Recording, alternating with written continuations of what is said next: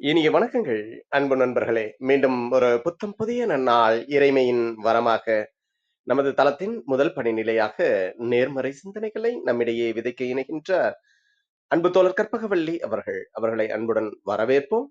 நன்றி. அனைவருக்கும் வணக்கம்.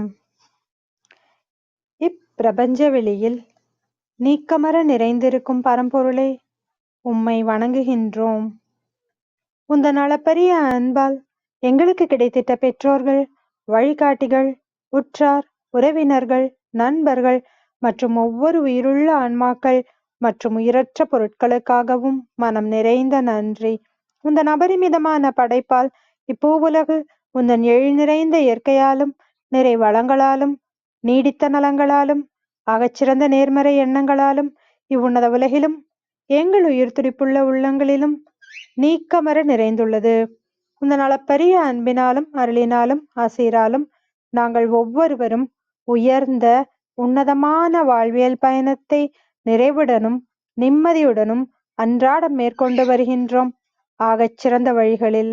இதனால் நாங்கள் இச்சமூகத்தின் இன்றியமையாதவர்கள் என்பதையும், சீரிய வழியில் பயணிக்கும் அளவிற்கு ஆக்கப்பூர்வமான வழிகளில் எங்களை அன்றாடம் புதுப்பித்து வருகின்றோம், உந்தன் ஒப்பற்ற வழி நடத்துதலுடன். சிறுதுளி பெருவெள்ளமாகும் என்பதைப் போல் நாங்களும் சிறுக சிறுக சாதனை துளிகளை கோர்த்து வருங்கால சரித்திரத்தை ஆக்கப்பூர்வமான முன்னெடுப்புகளால் அலங்கரிக்கும் வரம் தாரும். அனைவருக்கும் நன்றி, அனைத்திற்கும் நன்றி, ஆண்டவனுக்கும் நன்றி.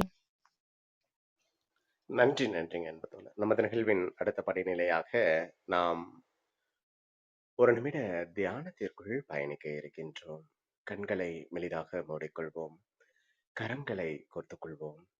இப்பிரபஞ்ச பெருவெளியில் உள்ள இறைமைக்கு மனதார நன்றி பகிர கிடைத்த மற்றும் ஒரு அற்புதமான நன்னாள் இது. இப்பொழுது நாம் உச்சரிக்க இருக்கும் ஒவ்வொரு வார்த்தைகளுடன் நன்றி உணர்வினையும் கலந்து இறைமைக்கு சமர்ப்பிப்போம் அன்பின் காணிக்கையாய். இன்றெடுத்து அன்றாடம் அமுதூட்டி அன்பாகவும் கருணையாகவும் மாறிப்போன அன்பு தாய்க்கு மனம் நிறைந்த நன்றி. ஒவ்வொரு நாளையும் ஒவ்வொரு பொழுதையும் தமது உழைப்பாலும் தியாகத்தாலும் குடும்பத்தை நிறைத்து அறிவாகவும் ஆற்றலாகவும் மாறிப்போன அன்பு தந்தைக்கு மனம் நிறைந்த நன்றி. பரிசுத்தமான இயற்கையை பரிசளித்து சென்ற நம் முன்னோர்கள் ஒவ்வொருவருக்கும் மனம் நிறைந்த நன்றி. கற்பித்தல் என்னும் இனிய அனுபவங்கள் வாயிலாக அன்றாட பொழுதுகளை அர்த்தமுள்ளதாக்கும் ஆசிரிய பெருந்தகைகள் ஒவ்வொருவருக்கும் மனம் நிறைந்த நன்றி. இப்பிரபஞ்ச பூ உலகினுள் பயணித்துக் கொண்டிருக்கும், பயணிக்க இருக்கின்ற ஒவ்வொரு உயிருள்ள ஆன்மாக்களுக்கும் மனம் நிறைந்த நன்றி. உயிரற்ற பொருட்களாய் வாழ்வின் உடன் வழித்துணையாய் வாழ்வின் பாதையை என்றென்றும் நிறைக்கும் உயிரற்ற பொருட்களுக்கும் மனம் நிறைந்த நன்றி. இப்பிரபஞ்ச பூ உலகினுள் தமது பேரன்பாலும் பேரருளாலும் பேராசிராலும் ஆண்டு அரவணைத்து காத்து வரும் அந்த ஆண்டவனுக்கும் நன்றி. இப்பொழுது நமது சுவாசத்தின் ஓசையில் அது பயணிக்கும் பாதைகளில் நாமும் ஒரு நிமிடம் இணைந்து பயணிப்போம், நம் மூச்சின் சுவாசத்தினை சீர்மைப்படுத்தியவர்களாய்.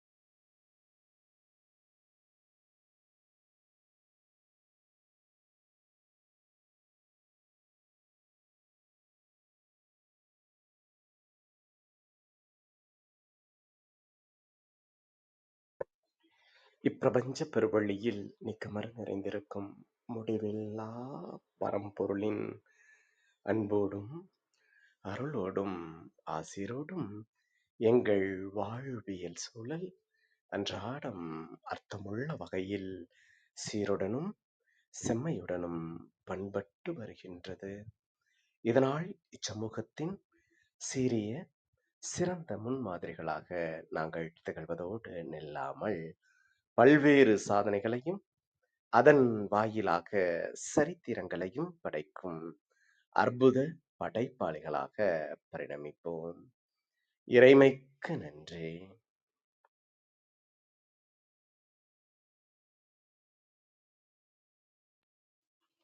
இனிய வணக்கங்கள் அன்பு நண்பர்களே.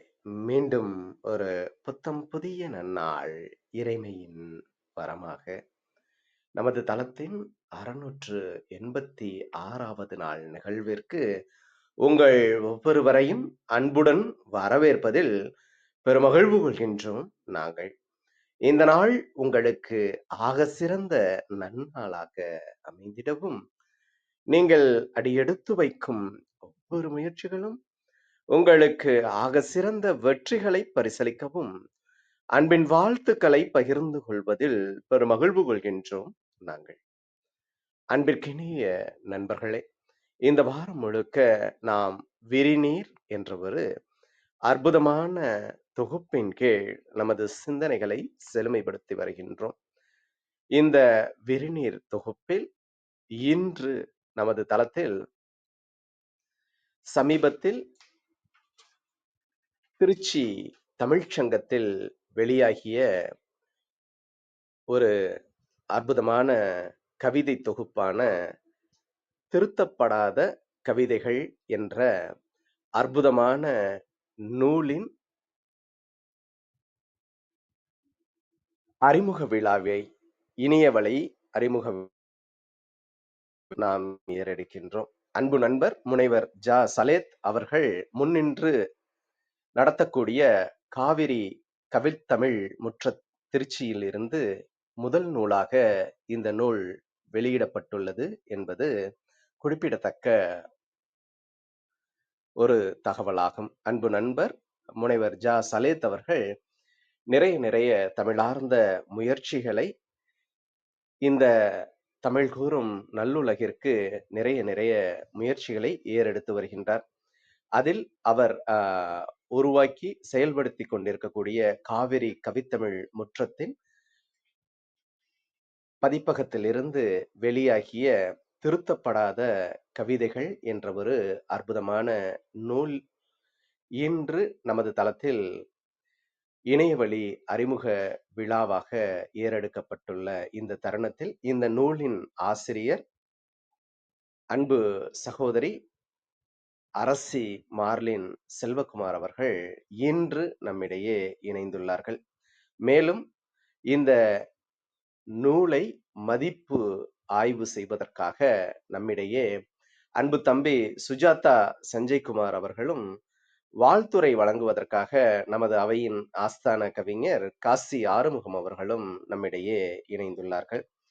அவர்களுடைய வகுப்பு தோழர் அன்பு சகோதரர் வசீர் அகமது அவர்களும் இன்று நம்மிடையே இந்த நிகழ்வில் இணைந்துள்ளார்கள்.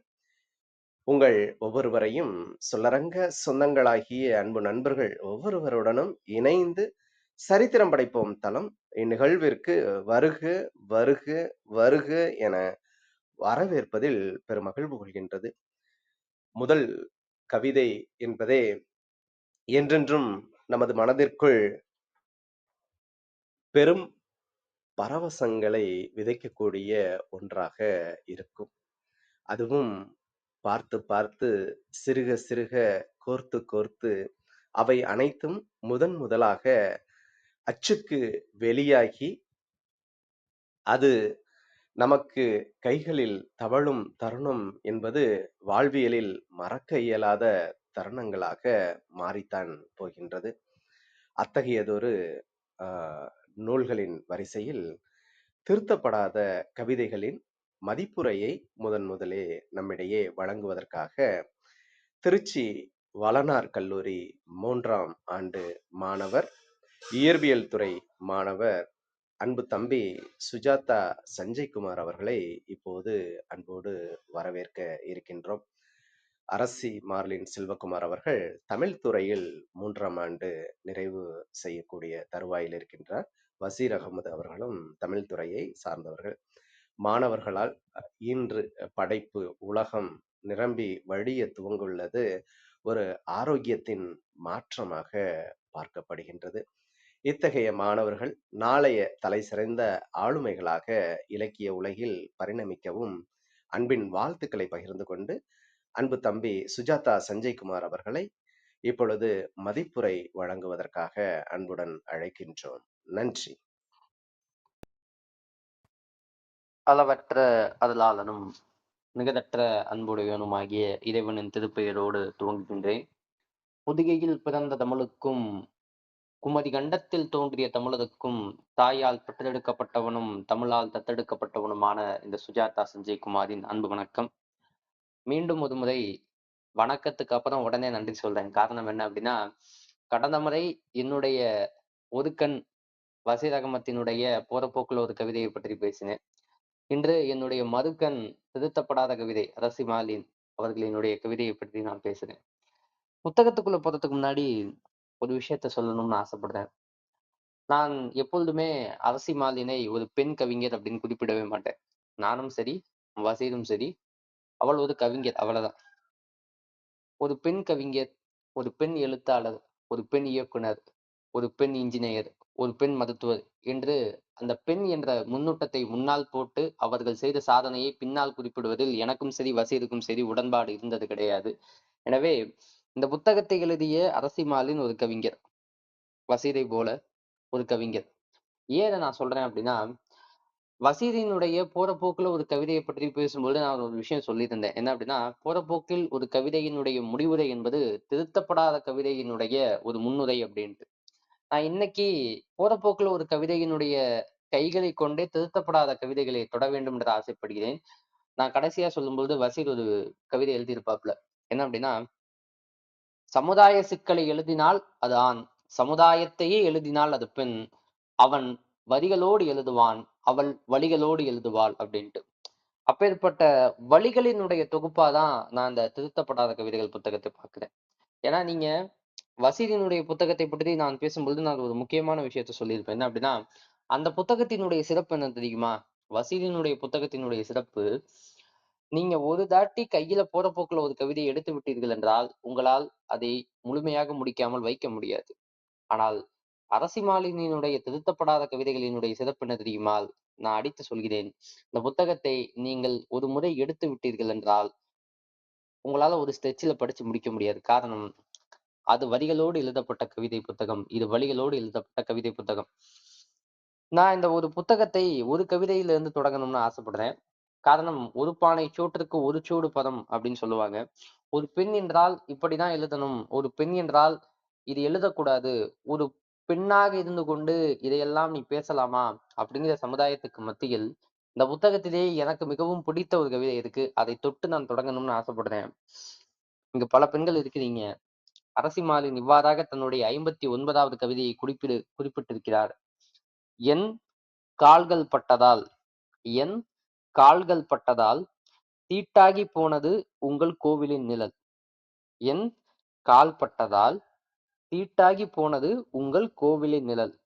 முடிந்தால் நிழலை அகற்றுங்கள், இல்லையெனில் கோவிலை அகற்றுங்கள். என்னுடைய கால் பட்டதால் உன்னுடைய கோவிலினுடைய நிழல் தீட்டாகி போயிடுச்சு நீ சொல்ற. அதுக்கு நானே சொல்யூஷன் சொல்றேன். அதற்கு ஒரு பெண்ணாக அரசி மாலின்னு ஒரு சொல்யூஷன் சொல்றாங்க. என்ன அப்படின்னா, ஒண்ணு என்னுடைய நிழலை அகற்றுங்கள், இல்லை என்றால் கோவிலை அகற்றுங்கள். இதை எழுதுவதற்கு ஒரு தைரியம் வேண்டும், இதை எழுதுவதற்கு ஒரு துணிச்சல் வேண்டும், இதை எழுதுவதற்கு தான் பட்ட வழியிலிருந்து ஒரு பகுதி வேண்டும், இதை எழுதுவதற்கு அரசி மாலின் என்ற ஒரு கவிஞர் வேண்டும். நீங்க இந்த புத்தகத்தை நான் வெறும் வார்த்தைகளால் சொல்லிவிட்டு போக வரவில்லை. காரணம், இந்த புத்தகத்தினுடைய அனைத்து கவிதைகளிலேயுமே ஏதோ ஒரு வழி என்பது ஒளிந்து கொண்டேதான் இருக்கு. ஏன்னா ஏதோ ஒரு வழி அப்படிங்கும்போது இந்த புத்தகத்தை நீங்கள் படிக்கும் பொழுது ஒன்று பெண்ணாக இருக்க வேண்டும், அல்லது பெண்களால் வளர்க்கப்பட்ட ஆணாக இருக்க வேண்டும்.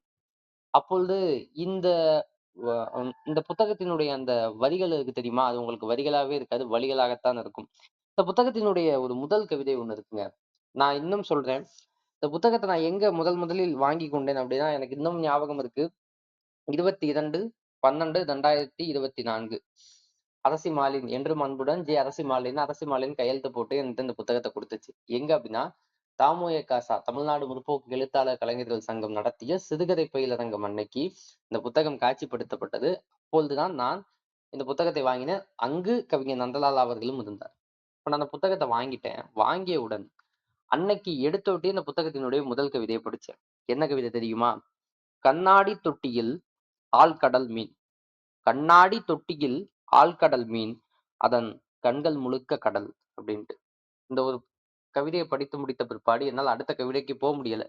ஏன்னா கண்ணாடி தொட்டியில் ஆழ்கடல் மீன், ஆழ்கடல்ல இருக்கக்கூடிய மீன் கண்ணாடி தொட்டியில் இருக்கு. ஆனால் அதன் கண் முழுக்க கடல் அப்படிங்கும்போது இந்த ஒப்புமை இருக்கு தெரியுமா? இந்த ஓமை இருக்கு தெரியுமா? இந்த ஓமையும் இந்த ஒப்புமையும் எதை குறிக்கிறது? கொஞ்சம் சிந்திச்சு பார்ப்போமே. அதாவது ஒரு கண்ணாடி தொட்டியில ஒரு மீன் இருக்கு, ஆழ்கடல் மீன் இருக்கு. அதன் கண்கள் முழுக்க கடல் அப்படிங்கிறத அரசி மாலின் வெறும் மீனுக்காக சொல்றாங்கன்னு நீங்க நினைக்கிறீங்களா? கிடையவே கிடையாது. நான் இந்த கவிதையை எப்படி புரிந்து கொள்கிறேன் என்றால், இந்த கவிதை ஒவ்வொரு குடும்பத்தில் இருக்கக்கூடிய நம்முடைய அம்மாக்களுக்கு, நம்முடைய அக்காக்களுக்கு, நம்முடைய தங்கைகளுக்கு, இன்னும் சொல்லப்போனால் திருமணமானவர்களுக்கு, அவர்களினுடைய மனைவிகளுக்கும், நாளைக்கு நமக்கு பிறக்கக்கூடிய பெண் பிள்ளைகளுக்கும் கூட இந்த கவிதை பொருந்தும். ஏன்னா ஒரு கண்ணாடி தொட்டியில ஒரு ஆழ்கடல் மீன் இருக்கு அப்படின்னு சொல்றாங்க அரசி. அந்த ஆழ்கடல் மீனினுடைய கண்கள் முழுவதும் கடல் என்றால் அது கடலாகவா இருக்கும்? கிடையாது, அது கண்ணீராகத்தான் இருக்கும். அப்ப இந்த இடத்தில் இந்த புத்தகத்தை, இந்த முதல் கவிதையை படிச்ச உடனே நான் புத்தகத்தை முடித்தேன். ஏன்னா என்னால அடுத்த கவிதைக்கு போக முடியல. ஏன்னா அந்த அளவுக்கு சிந்திக்க வைக்க, அந்த அளவுக்கு இது வந்து ஒரு வலியையும், அந்த அளவுக்கு இது ஒரு சிந்தனையும் தூண்டக்கூடிய ஒரு கவிதையா இருந்துச்சு. நான் தான் முன்னாடியே சொன்னேன், இந்த புத்தகத்தை உங்களால் ஒரு ஸ்ட்ரெச்சில் படிச்சு முடிக்க முடியாது. காரணம், இந்த புத்தகம் என்பது வரிகளால் எழுதப்பட்டது கிடையாது, வழிகளால் எழுதப்பட்டது. அதே போல்தான் அவர்கள் பல கவிதைகள் எழுதி இருப்பார். அதிலும் குறிப்பா சொல்லணும் அப்படின்னா, ஒரு கவிதை இருக்கும். என்ன அப்படின்னா, இந்த உலகம், இந்த உலகில் என் வீடு ஒரு குட்டி சொர்க்கமாக இருந்தது. இந்த உலகில் என் வீடு ஒரு குட்டி சொர்க்கமாக இருந்தது. எப்பொழுது வரை தெரியுமா? அம்மா நீ இருந்த வரை. இந்த உலகத்திலேயே என்னுடைய குட்டி வீடு ஒரு சொர்க்கமா இருந்துச்சுடா. எப்ப அப்படின்னா என்னுடைய அம்மா இருந்த வரை அப்படின்ட்டு. இதை தாயால் பெற்றெடுக்கப்பட்டவர்களுக்கும் கிடையாது. தாயால் தான் அனைவரும் பெற்றெடுக்கப்படுகிறோம். ஆனால் தாயாலே பெற்றெடுக்கப்பட்டும் அந்த தாய் ஈன்று பெறுவதற்கும் தன் மகனை சான்றோன் என கேட்ட தாய்ன்னு வள்ளுவன் சொன்னான். அப்ப அப்படி இருக்கும் பொழுது இந்த உலகம் என்பது அனைவருக்குமே குட்டி சொர்க்கமாகத்தான் இருக்கிறது. எப்பொழுது வரை என்றால் நம்முடைய அம்மாக்கள் இருக்கும் வரை. அதுபோல்தான் நரசிம்மாளின் இன்னொரு கவிதையில் குறிப்பிட்டிருப்பார், கிடைத்தது என் பழைய டைரி, கிடைத்தது என் பழைய டைரி, அத்தனை நினைவுகளும் அப்படியே, காணவில்லை என்னை மட்டும். நம்ம கொஞ்சம் சிந்திச்சு பார்க்கணும். இது நம்முடைய வாழ்வில் பலருக்கு நிகழ்ந்திருக்கக்கூடும். ஏன்னா ஒரு பழைய டைரியை எடுக்கிறோம், அதுல இருக்கக்கூடிய நினைவுகள் எல்லாம் அப்படியே இருக்கும். ஆனால் நம்மை மட்டும் அங்கு காணவில்லை. இதை நீங்க போற போக்குல ரசீது கவிதையில சொல்ல வேண்டுமென்றால், போற போக்குல இதை கடந்து விட்டு போயிருக்க முடியும். ஏன்னா அது ஒரு சின்ன கவிதை. ஆனா என்னால அதை கடந்து போக முடியல. ஏன்னா அரசி சொல்றாங்க, ஒரு டைரி கிடைச்சிச்சு, அந்த டைரியை நான் பாக்குறேன். அந்த டைரியை நான் பார்க்கும்போது நினைவுகள் அப்படியே இருக்கு. ஆனா என்னை மட்டும் காணவில்லை அப்படிங்கிறாங்க. இதை நான் எங்க தெரியுமா யோசிச்சு பார்த்தேன்? இந்த கவிதை நேற்று இரவு நான் படிக்கும் பொழுது கூட, நேற்று இரவு கூட இந்த கவிதையை குறித்து நான் மீண்டும் மீண்டும் யோசிச்சு பார்த்தேன். எனக்கு ஒரு விஷயம் புலப்பட்டுச்சு. ஒருவேளை இந்த கோணத்துல அரசு எழுதியிருப்பாங்களோ அப்படின்ட்டு. அதிலும் குறிப்பா சொல்ல வேண்டும் என்றால், ஒரு டைரி கிடைக்குது. ஒரு ஆண்கிட்ட டைரி கிடைக்குது அப்படின்னா, அவன் அதை பார்ப்பான், ரசிப்பான். இங்க நம்ம இப்படி எல்லாம் பண்ணோம். இந்த நேரத்துல நம்ம இங்கெல்லாம் ஊர் சுத்தணும். அவ்வளவுதான். அந்த கடைசி வரி ரொம்ப முக்கியங்க. நினைவுகள் அப்படியேதான் இருக்கு. காணவில்லை என்னை மட்டும் அப்படிங்கும்போது, கொஞ்சம் சிந்தித்து பார்க்க வேண்டும். ஒரு பெண் இருக்கிறாள். அந்த பெண் படிக்க போறாள். அந்த பெண்ணுக்கும் ஒரு கனவு இருக்கும். அந்த பெண்ணுக்கும் ஒரு ஆசை இருக்கும். அந்த பெண்ணுக்கும் ஒரு லட்சியம் இருக்கும். கல்லூரி முடிகிறது. ஏதோ ஒரு குடும்ப சூழ்நிலையில் பல பெண்கள், நான் முன்பே சொன்னது போல, பல பெண்கள் கூடிய விரைவில் திருமணம் செய்து கொடுக்கப்படுகிறார்கள். திருமணத்திற்கு பிறகு ஒரு ஆணினுடைய லட்சியமும் ஆணினுடைய கனவும் அப்படியேதான் இருக்கு. ஆனால் ஒரு பெண்ணினுடைய கனவும் ஒரு பெண்ணினுடைய லட்சியமும் உருமாறுகிறது. அப்ப தன்னுடைய கனவை தொலைத்த, தன்னுடைய லட்சியத்தை துளைத்த, தன்னுடைய ஆசையை துளைத்த ஒரு பெண் தன்னுடைய கடந்த காலத்தை திரும்பி பார்க்கும் பொழுது, அந்த டைரியில எடுத்து தன்னுடைய கடந்த காலத்தை திரும்பி பார்க்கும் பொழுது, ஆமா, அவ டாக்டர் ஆகணும்னு ஆசைப்பட்டிருப்பா. அவ இன்ஜினியரிங் ஆகணும்னு ஆசைப்பட்டிருப்பா. அவ ஒரு ஐஏஎஸோ, ஐபிஎஸோ ஏதோ ஒரு கனவாக வேண்டும் என்று ஆசைப்பட்டிருப்பாள். அந்த டைரிய பார்க்கும்பொழுது, அந்த நினைவுகள் அப்படியே இருக்கும். யார மட்டும் காணாம இருக்கும்? இந்த பெண்ணை மட்டும் காணாமல் போயிருக்கும். காரணம், அவள் தான் அடுப்படியில் இருப்பாளே! அல்லது அவள்தான் தன்னுடைய கனவை மறந்து தன்னுடைய கனவை உருமாற்றி இருப்பாளே! அப்படிங்கிற சிந்தனை தான் இந்த கவிதையை படித்த பிற்பாடு எனக்கு தோன்றியது. அதுபோல ஒரு பெண் என்பவள் இந்த குடும்ப பிரச்சனையை மட்டும்தான் எழுதணுமா? தன்னுடைய வலிகளை மட்டும்தான் எழுதணுமானா அப்படி கிடையாது. ஒரு பெண்ணால் அரசியல் அதிகாரத்தை கேள்வி கேட்க முடியும். அரசி கேள்வி கேட்டிருக்காங்க. ஆட்சிகள் மாறிவிட்டன. இன்னும் அழியவே இல்லை மைக்கரை. ஆட்சிகள் மாறிக்கிட்டே தான்டா இருக்கு. ஆனால் இன்னும் அழியவே இல்லை மைக்கரை. அடுத்து ஒண்ணு சொல்லியிருக்காங்க. அவர்கள் தொட்ட அனைத்தும் தீட்டாம். அவர்கள் தொட்ட அனைத்தும் தீட்டாம். அவங்க எதெல்லாம் தொடுறாங்களோ அது எல்லாமே தீட்டாம். விதிவிலக்கு பணம் மட்டும். விதிவிலக்கு பணம் மட்டும். இது உண்மை. காரணம், இந்த சமுதாயத்தில் இதையெல்லாம் நீ எழுதலாம், இதையெல்லாம் நீ எழுதக்கூடாது அப்படின்னு ஒரு கவிஞருக்கு யாருமே ரெஸ்ட்ரிக்ஷன் போட முடியாதுங்க. அப்படி இருக்கும் பொழுது அவர்கள் தொட்ட அனைத்தும் தீட்டாம், விதிவிலக்கு பணம் அப்படிங்கும்போது இது எவ்வளவு பெரிய ஒரு சமுதாய சிக்கல் தெரியுமா? 2000 ஆண்டுகளாக இந்த சமுதாயம் சந்தித்து வரக்கூடிய ஒரு சாதிய கண்ணோட்டத்தை, ஒரு சாதிய அக்கிரமத்தை, ஒரு சாதிய படுகொலை, நான் சொல்வது வேண்டுமென்றே தான் சொல்கிறேன், சாதிய படுகொலையை, சாதிய வன்கொடுமையை தன்னுடைய வரிகளால் அவர் துளைத்துள்ளார். ஏன்னா நம்ம தொட்ட அனைத்தும் தீட்டு அப்படிங்கிறாங்க, பணம் மட்டும் எப்படி தீட்டு இல்லாம இருக்கு அப்படிங்கிறதுதான் அரசிமாலின் எழுப்பக்கூடிய ஒரு கேள்வி. கண்கள் திறக்கப்பட்ட நீடி தேவதை, புலப்படுமா லஞ்சமும் ஊழலும். நீதி தேவதையினுடைய கண்கள் திறக்கப்பட்டு விட்டது, புலப்படுமா லஞ்சமும் ஊழலும். நீதி தேவதை கண்ணுக்காவது இந்த லஞ்சமும் ஊழலும் புலப்படுமா அப்படின்ட்டு இன்னொரு நீதி தேவதையை அரசிமாலின்னு கேட்டிருக்காங்க. அப்ப இங்கிருந்து இந்த புத்தகத்தை நாம் பார்க்கும் பொழுது பல விஷயங்களை நம்மால் புரிந்து கொள்ள முடிகிறது. ஏன்னா இந்த புத்தகம் அப்படிங்கிறது ஒரு விஷயத்த சிந்திச்சு பார்க்கணும். இந்த புத்தகம் அப்படிங்கிறது உங்களினுடைய மனதை தட்டக்கூடிய, உங்களினுடைய மனதை திறக்கக்கூடிய ஒரு திறவுகோல். காரணம் என்ன அப்படின்னா, இந்த புத்தகம் நீங்கள் படிக்க ஆரம்பிச்சிட்டீங்க அப்படின்னு வைங்களேன், உங்களுக்கு உங்களினுடைய வாழ்க்கை, உங்களினுடைய தனிப்பட்ட வாழ்க்கையில இந்த புத்தகம் ஒரு தாக்கத்தை ஏற்படுத்தும். 2வது, இந்த சமுதாயத்தில் ஒரு மாற்றத்தை கொண்டு வர வேண்டும் என்ற ஒரு உந்து சக்தியை அரசிமாலின் சொல்லியிருப்பாங்க. இன்னொரு ஒரு முக்கியமான விஷயம் சொல்லணும். என்ன அப்படின்னா, அரசிமாலினை பத்தி இப்ப நானாகட்டும், வசீராகட்டும் எழுதுவோம். ஆனால் நாங்கள் எழுதுவதை விட இன்னும் வீரியமாக பேசுவோம். நீங்க மேடையில பாத்தீங்க அப்படின்னா, ஒரு பட்டிமன்றம் போறோம் அப்படின்னா, வசீர் ஒரு அணியினுடைய தலைவனா இருப்பான். நான் இன்னொரு அணியினுடைய தலைவனா இருப்பேன். பிரிட்டோ ஐயாவுக்கு தெரியும். ஏன்னா அவர் எங்களை பயிலரங்கத்தில் பார்த்திருப்பார். நாங்க ஒரு கூட்டத்துக்கு போறோம் அப்படின்னா, நாங்கள் எழுதுவதை விட நாங்கள் வீரியமாக பேசுவோம். அதனால ஒரு உண்மையை சொல்லணும்னா அரசி பேசாது. அரசி அமைதியாவே தான் இருக்கும். அரசி அதிகமா பேசக்கூடிய ஆட்கள் தான் ஒண்ணு வசீர், இன்னொன்னு நான். இன்னும் மிஞ்சி மிஞ்சி போனா ஒரு 2, 3 பேர் அவ்வளவுதான். அரசியினுடைய மௌனம் அதுக்கு தெரியுமா? அது எங்களினுடைய வார்த்தையை விட மிக மிக வலிமையானது என்பதை நான் உணர்ந்த தருணம் எது அப்படின்னா, இந்த புத்தகத்தை படித்த பிற்பாடுதான். காரணம், நாங்களாவது எங்களினுடைய கோபத்தையும் எங்களினுடைய ஆதங்கத்தையும் ஏதோ ஒரு வகையில் ஏதோ ஒரு மேடையில் வெளிப்படுத்தி விட்டோம். ஆனால் அது வெளிப்படுத்த முடியாமல், அதை பேச முடியாமல், அதை கொக்கரிக்க முடியாமல், அந்த கூப்பாடும், அந்த கூச்சலும், அந்த வலிகளும், அந்த வேதனையும், அந்த தினமும் தன்னுடைய பேனாவினுடைய மைகளால் அந்த புத்தகத்தில் நிரப்பப்பட்டிருக்கு. அதான் உண்மை. இது வெறும் எழுத்துக்களால் நிரப்பப்பட்டது கிடையாது. இந்த புத்தகம் என்பது அரசிமாலினின் கோபம். இந்த புத்தகம் என்பது அரசிமாலினினுடைய சிந்தனை. இந்த புத்தகம் என்பது அரசிமாலின் சந்தித்த இந்த சமுதாய சிக்கலினுடைய மறு வடிவம். இதையெல்லாம் கருத்தில் கொண்டு நாம் இந்த புத்தகத்தை வாசித்தோம் அப்படின்னு சொன்னோம் அப்படின்னா, நமக்கு இந்த புத்தகம் இன்னும் அழகாக புலப்படும். ஒரு கவிதைங்க. நான் அந்த கவிதையோட நிறைவு செய்யலாம் அப்படின்னு நான் ஆசைப்படுறேன். என்ன அப்படின்னா, எத்துணை முறை சுத்தம் செய்தாலும் நிரம்பிக் கொண்டே இருக்கிறது கவிஞனினுடைய குப்பை தொட்டி அப்படின்ட்டு. எத்துணை முறை சுத்தம் செய்தாலும் நிரம்பிக் கொண்டே இருக்கிறது கவிஞனினுடைய குப்பை தொட்டி. கொஞ்சம் யோசிச்சு பாருங்களேன். ஒரு குப்பை தொட்டி இருக்கு. ஒரு குப்பை தொட்டி இருக்கு. அந்த குப்பை தொட்டிய நம்ம ஒரு தாட்டி சுத்தம் செய்வோம். திரும்ப சுத்தம் செய்வோம். திரும்ப சுத்தம் செய்வோம். அது நிரம்பிக்கிட்டே தான் இருக்கும். ஆனா கொஞ்சம் யோசிச்சு பார்க்கணும். கவிஞனினுடைய குப்பை தொட்டி அப்படிங்கிறாங்க. நான் ஒரு விஷயத்த சொல்லணும்னு ஆசைப்படுறேன். என்றெல்லாம் கவிஞனுடைய குப்பை தொட்டிகள் கவி கவிதை என்னும் குப்பைகள், அது குப்பைகள் என்று சொல்வதை விட கிறுக்கல்கள், நான் ஒரு உவமைக்காக சொல்றேன், நிரப்பப்பட்டு கொண்டே இருக்கிறதோ, அப்பொழுதெல்லாம் இந்த சமுதாயத்தில் நடக்கக்கூடிய சீரழிவுகள், இந்த சமுதாயத்தில் நடக்கக்கூடிய கொடுமைகள், இந்த சமுதாயத்தில் நடக்கக்கூடிய சிக்கல்கள் என்பது தீர்க்கப்பட்டு கொண்டே இருக்கு அல்லது அழிக்கப்பட்டு கொண்டே இருக்கிறது அப்படிங்கிறதுதான் பொருள்.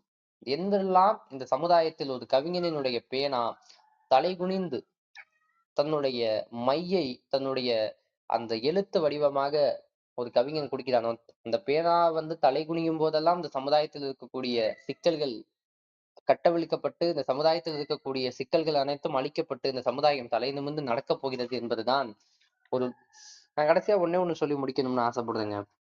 ஏன்னா, இந்த புத்தகத்தில் இந்த கவிதையை சொல்லி முடிச்சா எனக்கு சரியா இருக்கும்னு தோணுச்சு. ஏன்னா, வசீர் தன்னுடைய குடும்பத்திலேயே 2ஆம் பட்டதாரி. நான் என்னுடைய குடும்பத்திலேயே முதல் தலைமுறை பட்டதாரி. அரசியும் அப்படிதான்.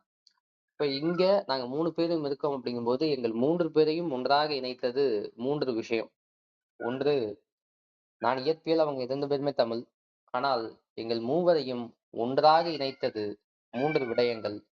ஒன்று, எங்களுக்குள் இருக்கக்கூடிய தமிழ் ஆர்வம். எங்களை இணைத்தவள் எங்கள் தாய் தமிழ். 2வது, எங்கள் மூவரையும் இணைத்தது வளனார் கல்லூரி, தூய வளனார் கல்லூரி. 3வதாக எங்கள் மூவரையும் இணைத்து எங்கள் மூவருக்குமான அடையாளத்தை தனித்தனியாக தந்தவர் எங்களினுடைய பேராசான் சலைத்தவர்கள். சலைத்தவர்களால் தான் நான் மைக்கை பிடித்து பேச ஆரம்பிச்சேன். சலைத்தையா அவர்களால் தான் வசீலும் அரசியும் பேனாவை பிடித்து எழுத ஆரம்பித்தார்கள். அப்ப இந்த இடத்தில் இந்த மூவருக்கும் நான் நன்றி சொல்லியே ஆக வேண்டும். காரணம், ஒரு கவிதை, அந்த கவிதையோடு நான் என்னுடைய உரையை முடிக்கணும்னு ஆசைப்படுறேன். மலம் அள்ளியவர் குழந்தை இன்று மலம் அள்ளியவரின் குழந்தை இன்று புத்தக பையை சுமக்கிறது, கூடவே சமூகத்தினுடைய துர்நாற்றத்தையும். மலம் அள்ளியவரினுடைய குழந்தை இன்று புத்தகத்தை சுமக்கிறது, கூடவே எதை சுமக்குதான், சமுதாயத்தினுடைய துர்நாற்றத்தையும் அப்படின்ட்டு. ஒரு மலம் அள்ளியவரினுடைய குழந்தை இன்று புத்தக பையை சுமக்கிறதுனா எனக்கு புரியுது. என்ன புரியுது? நேற்று மலம் அள்ளியவரினுடைய குழந்தை இன்னைக்கு படிச்சு எங்களை மாதிரி ஒரு சமுதாயத்துல வந்து உட்கார்ந்துருச்சு. அது வரைக்கும் எனக்கு புரியுது. கூடவே சுமக்கிறது சமுதாயத்தின் துர்நாற்றத்தையும் அப்படின்னா, இந்த சமுதாயம் அந்த புள்ள படிக்க வந்துச்சு அப்படின்னா, ஓகே இவன் படிக்கிறான் அப்படின்லாம் பாக்குறது கிடையாது. அந்த சமுதாயம் என்ன பாக்குது? மலமல்லியவரினுடைய மகன் தான் இவன். இவன் மலமல்லியவரினுடைய மகன் அப்படின்னு சொல்லும்போது இந்த சமுதாயம் எதை சொல்ல ஆசைப்படுது அப்படின்னா, இவனும் மல அள்ள வேண்டியவன் தான்டா. ஆனா இவன் இன்னைக்கு படிச்சு நம்ம கூட சரிசமமா வந்து உட்கார்ந்துருக்கான் அப்படிங்கறதுதான் இந்த சமுதாயம் தெரிந்தோ தெரியாமலோ அல்லது திட்டமிட்டோ ஒரு மாணவனின் மீதோ அல்லது ஒரு சமூகத்தின் மீதோ நடத்துகிற ஒரு பெரு தாக்குதலாக நான் பார்க்கிறேன். இப்ப நான் ஏன் இங்க சொல்றேன் அப்படின்னா, அப்படி நேற்றெல்லாம் நாங்கள் மலம் சுமந்தவர்களாக இருந்தோம். இன்று கவிதைகள் சுமக்கிறவர்களாக இருக்கிறோம். அந்த இடத்தில் எங்கள் மூவரையும் கொண்டு வந்து அமர்த்தியது எங்களினுடைய தமிழ். எனவே நான் முன்பு சொன்னேன், போற போக்குல ஒரு விதை அப்படின்ட்டு. அந்த பேருல ஒரு அர்த்தம் உண்டு. என்ன அப்படின்னா, போற போக்குல நீங்க போற போக்குல ஒரு விதையை விதைத்துக் கொண்டே போக வேண்டும். மசீத் அதைத்தான் செய்தான். அவன் எங்கெல்லாம் பார்க்கிறானோ, எதையெல்லாம் பார்க்கிறானோ அதை அனைத்தையுமே கவிதையாக வடித்தான். போற போக்குல ஒரு விதை. போற போக்குல அந்த விதை அப்படிங்கிறத நீங்க போற போக்குல பார்க்கும்போது அந்த கவிதைகள் உங்களிடம் பேசும். போற போக்குல உங்களால் ஒரு விதையை விதைக்க முடியும். அதுதான் போற போக்குல ஒரு கவிதை வசீலினுடைய சிறப்பு. திருத்தப்படாத கவிதைகள் அப்படின்னு இந்த புத்தகத்துக்கு ஏன் அரசி பேர் வச்சுச்சு? இல்ல ஏன் வச்சாங்க? அப்படிங்கிறதுதான் என்னுடைய கேள்வியாகவே இருந்துச்சு. இன்னொன்னு, இந்த புத்தகத்தினுடைய வடிவமைப்பு எப்படி தெரியுமா இருக்கும்? நீளமாக இருக்கும். சாதாரண புத்தகத்தை விட சற்று அகலம் என்பது கம்மியா இருக்கும். அதாவது லென்த் அதிகமா இருக்கும். ஈவன் தோ பிரெத்துன்னு சொல்லுவோம் தெரியுமா? அது கம்மியா இருக்கும். நான் யோசிச்சேன் என்ன அப்படின்னா, இந்த சமுதாயத்தில் பெண்கள் தங்களினுடைய வாழ்வை தாங்கள் முழுவதுமாக வாழ்வதே கிடையாது. ஒரு பெண்ணினுடைய வாழ்க்கை என்பது முதலில் அவரினுடைய தகப்பனை சார்ந்திருக்கு. அடுத்து அண்ணன்கள், தம்பிகளை சார்ந்திருக்கு. அடுத்து கணவன்களை சார்ந்திருக்கு. அடுத்து பிள்ளைகளை, மகன்களை சார்ந்திருக்கு. அடுத்து பேரன்களை சார்ந்திருக்கு. இத்தனை விடயங்களை சார்ந்திருக்கக்கூடிய ஒரு பெண்ணினுடைய வாழ்க்கை எப்பொழுது தன்னை சார்ந்திருக்கும்? என்ற ஒரு கேள்விதான் இன்று நான் இந்த தளத்தில் வைக்கக்கூடிய ஒரு கேள்வி. ஏன்னா அந்த புத்தகத்தினுடைய அந்த அகலம் இருக்கு தெரியுமா? அது கம்மியாக இருப்பதற்கு நான் என்ன காரணமாக நினைக்கிறேன் அப்படின்னா, அந்த அகலம் என்பது பாதியாக குறைக்கப்பட்டதற்கு காரணம் பெண்ணினுடைய வாழ்க்கையும் இன்று அவர்களுக்காக வாழக்கூடிய வாழ்க்கை என்பது பாதியாக குறைக்கப்பட்டு விட்டது என்பதுதான் ஒரு தாயால் பெற்று வளர்த்து எடுக்கப்பட்ட ஒரு ஆணாக எனக்கு தெரியுது. எனவே இந்த கவிதைக்கு, இந்த புத்தகத்திற்கு திருத்தப்படாத கவிதைகள்னு பேர் வச்சதுக்கு மிக மிக முக்கியமான காரணமாக நான் பார்ப்பது, இந்த புத்தகத்துக்கு இதை விட வேற சரியான தலைப்பு இருக்காதுங்க. ஏன்னா, இந்த கவிதைகள் அனைத்துமே திருத்தப்படாத கவிதைகள் என்பதை தாண்டி, அந்த கவிதைகள் அனைத்துமே சமுதாயத்தால் திருத்தப்பட வேண்டிய கவிதைகள். என்று இந்த சமுதாயம் இந்த திருத்தப்படாத கவிதைகளை திருத்துகிறதோ, அன்று இந்த சமுதாயம் இந்த புத்தகத்தையும், இந்த கவிதைகளையும் மட்டும் திருத்தவில்லை. மாறாக தன்னையும், தான் வாழக்கூடிய சமுதாயத்தையும் திருத்துகிறது. அதை நாம் பார்க்கத்தான் போகிறோம் என்ற நம்பிக்கையோடும், இப்பேற்பட்ட ஒரு நல்ல புத்தகத்தை எழுதிய அரசிமாலினுக்கு மீண்டும் ஒரு முறை வாழ்த்துக்கள். இப்பேற்பட்ட ஒரு வாய்ப்பை கொடுத்த எனக்கும் ஒரு மிகப்பெரிய நன்றியை தெரிவித்துக் கொண்டு விடைபெறுகிறேன். நன்றி, வணக்கம்.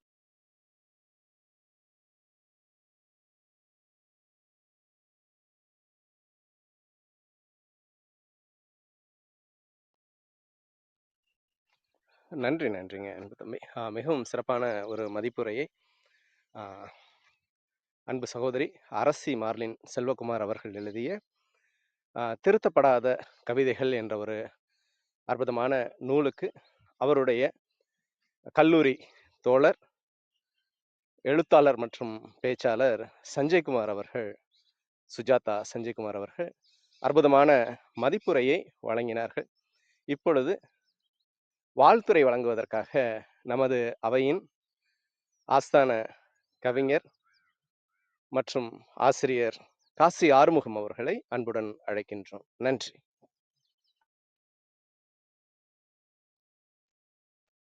அனைவருக்கும் இனிய காலை வணக்கம். மீண்டும் ஒரு நல்லதொரு வாய்ப்பை கொடுத்த சரித்திரம் படைப்போம் குழுவிற்கு எனது நெஞ்சார்ந்த நன்றிகள். திருத்தப்படாத கவிதைகள், இந்த கவிதை புத்தகம் இந்த போற போக்கில் ஒரு கவிதை, அந்த புத்தகமும் இதுவும் ஒரு சேர கிடைத்தது. இரண்டையுமே நான் வாசித்து பார்த்தேன் அந்த வாங்கிய உடனே. இரண்டுக்குமே வெவ்வேறு குணாதிசயங்கள் உண்டு. இந்த திருத்தப்படாத கவிதைகளில் பல சாராம்சங்களும் இந்த கவிதை புத்தகத்திலும் இருக்கின்றது. குறிப்பாக பெண்கள் எழுதும்போது அந்த கவிதை எவ்வளவு வீரியமிக்கதாக இருக்கும் என்பதற்கு இந்த புத்தகமும் ஒரு எடுத்துக்காட்டாக இருக்கிறது.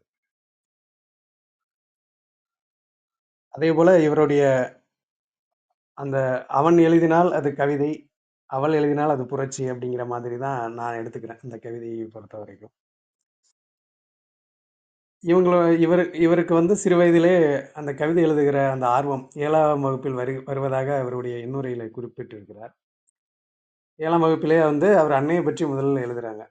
ஏன்னா எல்லோருக்குமே அந்த காலகட்டத்தில் அம்மாவை ரொம்ப பிடிக்கும். அப்போ அம்மாவை பற்றி நம்ம எழுதி ஒரு கவிதையை அவங்க கிட்டே காமிக்கும்போது அது எந்த அளவுக்கு அவங்க பூரிப்படைவாங்க அப்படிங்கிறது இவங்களோட எண்ணுரையில சொல்லியிருக்காங்க.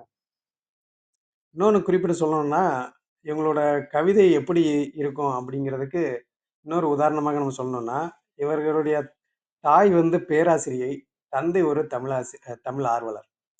இப்படி இருக்கும்போது இவருடைய எழுத்துக்கு நாம் எப்படி இருக்கும் அப்படிங்கிறத நம்ம புரிஞ்சுக்கலாம். அந்த அளவுக்கு இருவருக்கும் பிறந்த ஒரு குழந்தை எந்த அளவுக்கு தமிழ் வீரியமாக எழுத முடியும் அப்படிங்கிறதுக்கு சொல்ல தேவையில்லை. இவர் தமிழ் ஆசிரியருக்கும் ஒரு தமிழ் ஆர்வலருக்கும் பிறந்த குழந்தை எப்படி எந்த அளவுக்கு எழுதுமோ அதை விட சிறப்பாகவே எழுதியிருக்கிறார் இவரும். இதில் பல கவிதைகள் நம்மளுடைய நெஞ்சில் மட்டுமல்ல, அனைத்து கவிதைகளுமே நம்ம நெஞ்சில் குடியிருக்கக்கூடிய ஒரு தைக்கக்கூடிய ஒரு கவிதைகளாக இருக்கின்றது. ஏன்னா நான் இதுக்கு குறிப்பெடுக்கிறதுக்காக ஒவ்வொரு கவிதைகளையும் நான் அந்த முனையை மடக்கி கொண்டே வரும் பொழுது அனைத்து முனைகளும் மடங்கி விட்டன அப்படின்னே சொல்ல வேண்டும். அந்த அளவுக்கு என்னை பாதித்தது இந்த கவிதை புத்தகம். தம்பி அவர்கள் சொன்னது மாதிரி பல வரிகளால் எழுதப்பட்ட கவிதை இல்லை, இது வழிகளால் எழுதப்பட்ட கவிதை அப்படின்னே சொல்லலாம். எல்லா பக்கமுமே ஒரு வழியை கடத்திருக்காங்க. அது பல பேரை ஒத்தும் இந்த கவிதைகள் இருக்கின்றது. என்னை ஒத்த கவிதைகளும் பல கவிதைகள் இதில் இருக்கின்றது. இயற்கையை வஞ்சிக்கின்ற அந்த அவலத்தை பற்றி எழுதியிருக்கிறாங்க.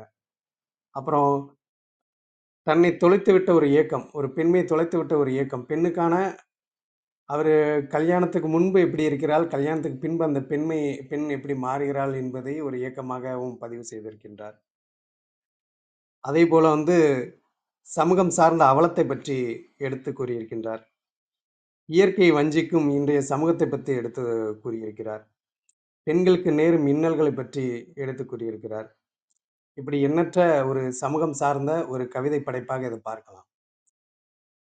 அதே போல ஆண்களை நாம் வந்து பெண்களை ஒரு இன்னல் செய்கின்ற ஒரு இடத்தில் ஆண்கள் இருந்தாலும், அதே இன்னலை தட்டி கேட்கின்ற ஒரு இடத்திலும் ஆண்கள் தான் இருக்கின்றார்கள் என்பதை ஒரு ஆண்மையை பெருமைப்படுத்தியும் இந்த கவிதைகளை குறிப்பிட்டிருக்கிறார். அதே போல வந்து காதல் அந்த அளவுக்கு இந்த புத்தகத்தில் இல்லை என்றாலும், மறைமுகமாக சில காதல் கவிதைகளும் இதில் இருக்கின்றது. ஆண்மை எவ்வளவு குழந்தைத்தனமான ஒரு ஆண்மையை பற்றியும் குறிப்பிட்டு இருக்கின்றார். இப்படி எண்ணற்ற சாராம்சங்கள் இந்த கவிதை புத்தகத்தில் இருக்கின்றது. இது வந்து திருத்தப்படாத கவிதைகள் அப்படின்னு சொல்வதை விட, நம்மளுக்கு தேவையான பல திருத்தங்களை இந்த கவிதை மூலமாக நமக்கு எடுத்து சொல்லியிருக்கிறார். இதில் எனக்கு பிடித்தவரை நான் எல்லா கவிதைகளுமே வந்து வாசிச்சிட்டேன். எல்லாமே வந்து ரொம்ப இதா இருந்தது. ஆனா, இதுல அனைத்து கவிதைகளையும் சொல்லிவிட முடியாது.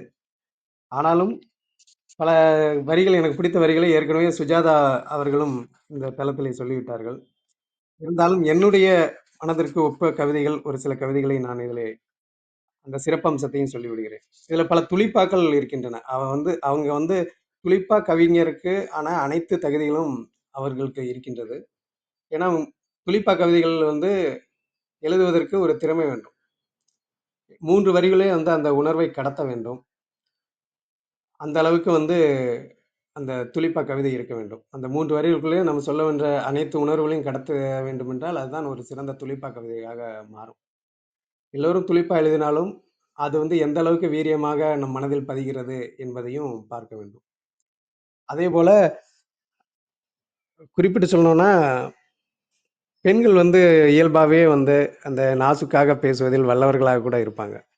அப்போ இவங்க வந்து பல இடங்கள்ல வந்து அந்த பொருளை உணர்த்தாமல், அந்த பொருளை குறிப்பிடாமலே, அந்த பொருளுக்கான ஒரு கவிதை மூலமாக அதை உணர்த்திவிட்டு செல்கிறார்கள். அந்த மாதிரியான கவிதைகளும் பல இடங்களிலே இருக்கின்றது.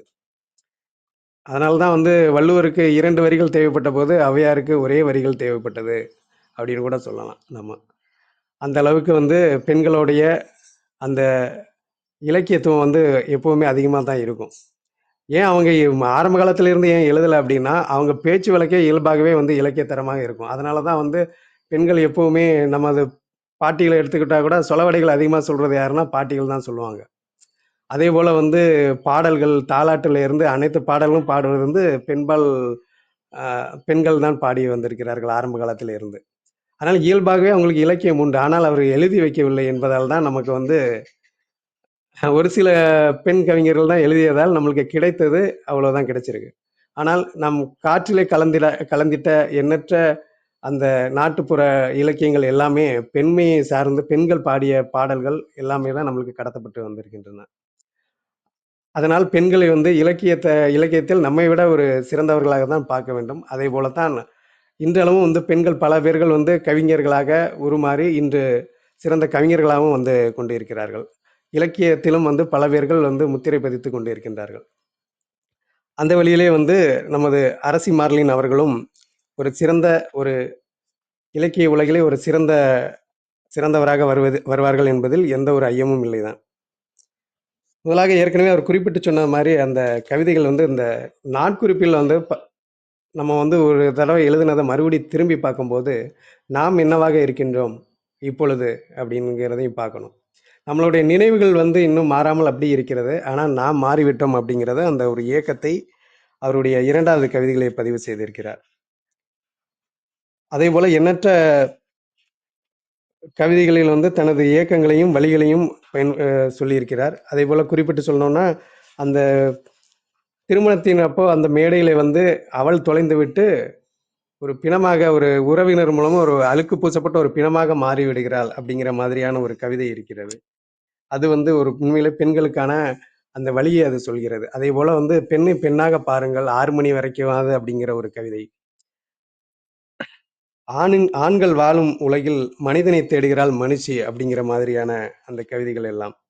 அதே போல வந்து இவர் காதலை வந்து வித்தியாசமாக சொல்கிறார்கள். ஆஹ் முதலில் வந்து ஒவ்வொரு திரும்பும் திசையெல்லாம் புது புது முகம். பெயர்களை கேட்கையில் பறிக்கப்படுகிறது என் மனம். கண்டவுடன் காதல் தான்.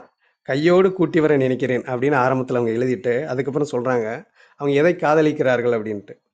அவர்கள் கவிஞர்கள், எழுத்தாளர்கள், சிலர் மனதை மாற்றியவர்கள், சிலர் உலகை மாற்றியவர்கள், சிலர் 10 பக்கங்களாக இருக்கிறார்கள், சிலர் 10 தொகுதிகளாக இருக்கிறார்கள் புத்தகத் திருவிழாவில் அப்படின்ட்டு. அப்ப அவங்க வந்து இயல்பாகவே அவங்க புத்தகத்தை விரும்புகின்ற ஒரு பெண்மணியாக இருக்கின்றார்.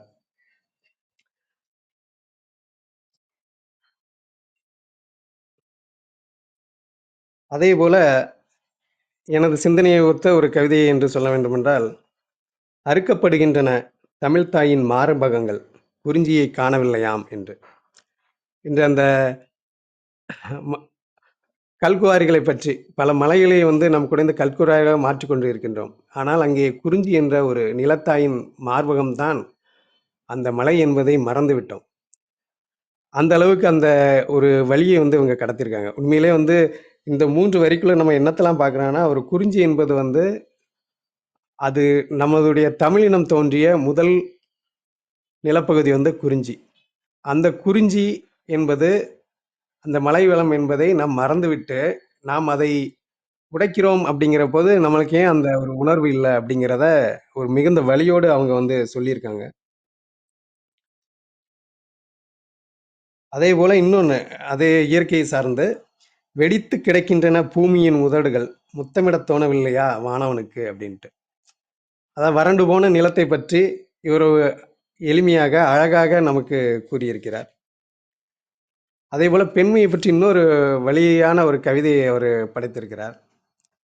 "வீட்டில் சும்மாதானே இருக்கிறாள்" அப்படிங்கிற அந்த இறுதி முடிவோடு அது முடிந்திருக்கிறது.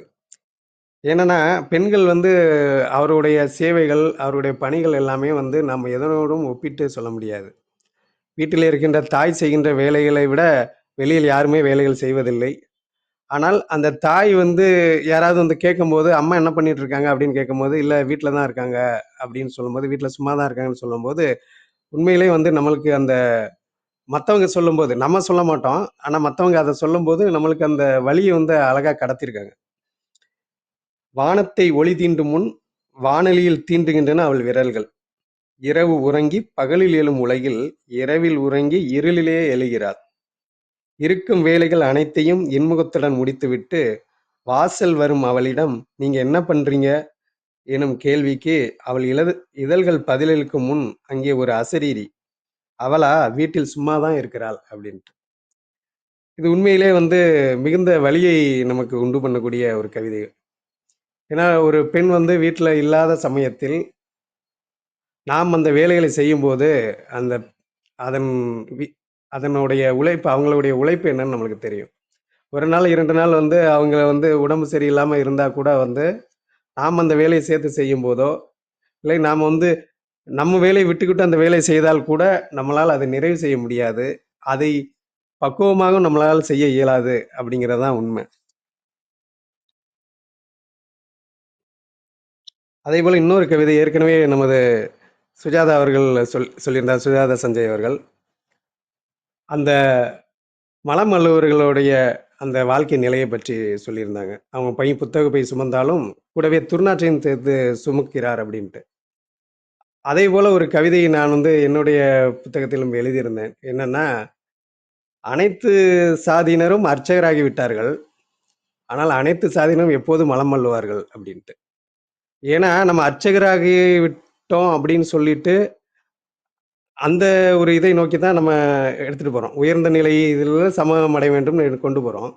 ஆனா, மலம் அள்ளுவர்கள் இன்னும் அள்ளிக்கொண்டு இருக்கிறார்கள். அதற்கு ஒரு குறிப்பிட்ட சமூகத்தை சார்ந்தவர்கள் தான் அள்ளிக்கொண்டு இருக்கிறார்கள் அப்படின்னு நினைக்கும்போது, அது வந்து அதுதான் உண்மையான அதை மட்டுப்படுத்துவது தான் உண்மையான சமூக நீதியாக இருக்க வேண்டும். ஆனால் அதற்கான ஒரு சாத்தியக்கூறுகள் இன்னும் எட்டப்படவே இல்லை என்பதையும் சொல்லியிருந்தேன். அதே போன்ற ஒரு வலிமிக்க அந்த கவிதை தான் சகோதரி அரசி மர்லினோட கவிதையும். அதுபோல இன்னொரு குழந்தைய பத்தி அழகாக ஒரு கவிதை சொல்லியிருப்பாங்க. அப்பா வந்து சொல்றாராம், "சோற்றை சிந்தாதம்மா எறும்புகள் வரும்" அப்படின்ட்டு. அதுக்காகவே அந்த குழந்தை வந்து சோற்றை சிந்துவதை போல எழுதியிருந்தார்கள். உண்மையிலேயே வந்து குழந்தை மனம் எப்படி இருக்கிறது அப்படிங்கிறத அந்த கவிதைகளை நம்ம வந்து பார்க்கலாம்.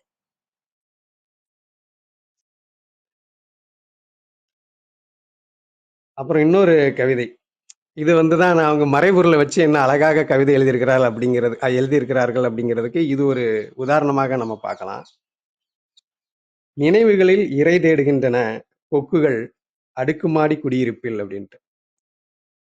ஏரியை அழிச்சிட்டு நம்ம வந்து அடுக்குமாடி குடியிருப்பை போட்டுட்டோம். இருந்தாலும் அந்த கொக்குக்கு வந்து அது ஏரி தான் அப்படின்னு நினைத்து கொண்டு தான் அந்த அடுக்குமாடி குடியிருப்பை சுற்றி சுற்றி அது இரை தேடி கொண்டு இருக்கின்றது அப்படின்ட்டு.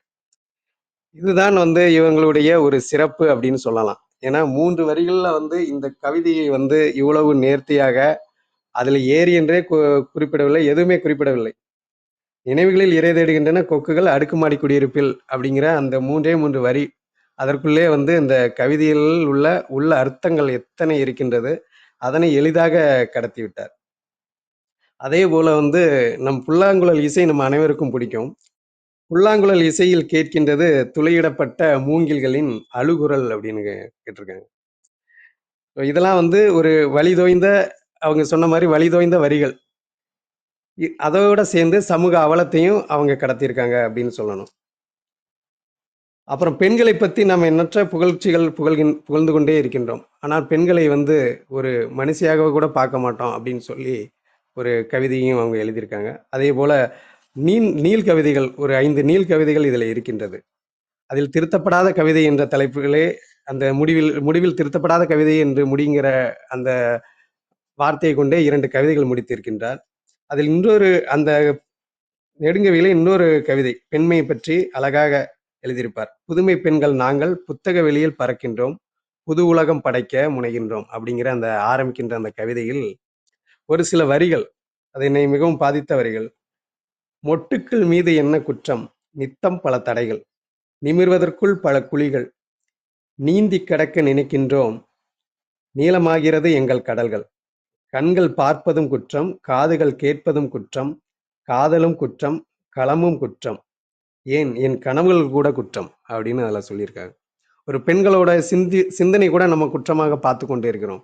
அவருடைய காதலை குற்றமாக பார்த்து கொண்டிருக்கிறோம். அவர் எந்த ஒரு களத்தில் சென்றால் அதையும் குற்றமாக பார்த்து கொண்டிருக்கிறோம்.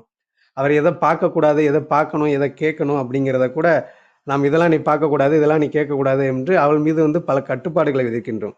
அவள் என்ன செய்தாலும் குற்றம் என்று நாம் இருக்கும்போது அதையும் மீறி ஒரு பெண்கள் சாதிக்க வேண்டிய ஒரு நிலையிலே என்று இருக்கின்றது. அதே போல இன்னொரு வழியையும் அவள் சேர்த்து சொல்லியிருக்கார். ஆடைகள் மட்டும்தான் ஆபாசம் எனில் வன்புணர்வில் கொல்லப்பட்டு சாக்கடைகளிலும் குப்பை கூலங்களிலும் கழிவுநீர் தொட்டியிலும் வீசப்பட்ட பெண் பூக்களுக்கு சருகுகளுக்கு என்ன பதில் அப்படின்னு நம்மை நோக்கி அவர் கேள்வி எழுப்பியிருக்கிறார். இது இன்றளவும் வந்து ஒரு பெரிய குற்றமாக கருதப்பட்டு அதுக்கு எத்தனையோ சட்டங்களும் இருந்தாலும் ஆனால் இந்த அவலங்கள் வந்து இன்னும் தொடர்ந்து கொண்டே இருக்கின்றது. இதெல்லாம் நம்ம வாசிக்கும் போது உண்மையிலே வந்து இந்த சமூகத்து மீதான மிகப்பெரிய ஒரு அவலத்தை நம்ம கடத்துவதோட மிகப்பெரிய வழியும் நம்மளோட கடத்தி இந்த புத்தகத்தை நிறைவு செய்திருக்கிறார் அவர். சொல்லப்போனால் இந்த புத்தகம் வந்து 64 கவிதைகள் இருக்கின்றன. அந்த 64 கவிதைகளும் வந்து நமக்கு ஏதோ ஒரு மிகப்பெரிய வழியையும் கடத்தி விடுகிறது. பல நேரங்களில் ஒரு சிந்தனையையும் தூண்டுகிறது. அவர் சொன்ன மாதிரி இந்த புத்தகத்தை படித்தவுடன் முடிக்க முடியாது அப்படிங்கிற மாதிரி சொல்லியிருந்தாங்க. ஆரம்பிக்கும் போது நம்மளுக்குள்ள ஒரு பல ஆய்வுகளையும் இது கொண்டு வந்திருக்கிறது. இந்த சமூகத்தின் மீதான பல சிந்தனைகளை நம்மளுக்கு கொண்டு போய் சேர்க்கிறது. அதே போல இந்த சமூகம் எவ்வளவு திருந்த வேண்டியது இன்னும் எத்தனை இருக்கின்றது அப்படிங்கிறதையும் இந்த திருத்தப்படாத கவிதைகள் மூலமாக அரசி மார்லின் அவர்கள் மிக அழகாக சொல்வதை விட வழிதோய்ந்து சொல்லியிருக்கிறார் என்றே சொல்ல வேண்டும். அவர்கள் இவ்வளவு திறமைகள் எல்லாம் பார்க்கும் பொழுது இன்று அவர்கள் வண்ணத்து பூச்சி ஆக இந்த வானில் வலம் வந்து கொண்டிருக்கிறார், இலக்கிய வானில். அந்த வண்ணத்து பூச்சியாக இருக்கிற அவர் ஒரு ராஜாளி கழுகாக மாறி எட்டாத உயரத்திற்கு இந்த இலக்கிய வானில் பறக்க வேண்டும் என்று அதோடு மட்டும் அல்லாமல் அவருடைய லட்சிய கனவும் வந்து நிறைவேறி வாழ்க்கையில் பல உயரங்களை அடைய வேண்டும் என்றும் வாழ்த்தி விடைபெறுகிறேன். நன்றி.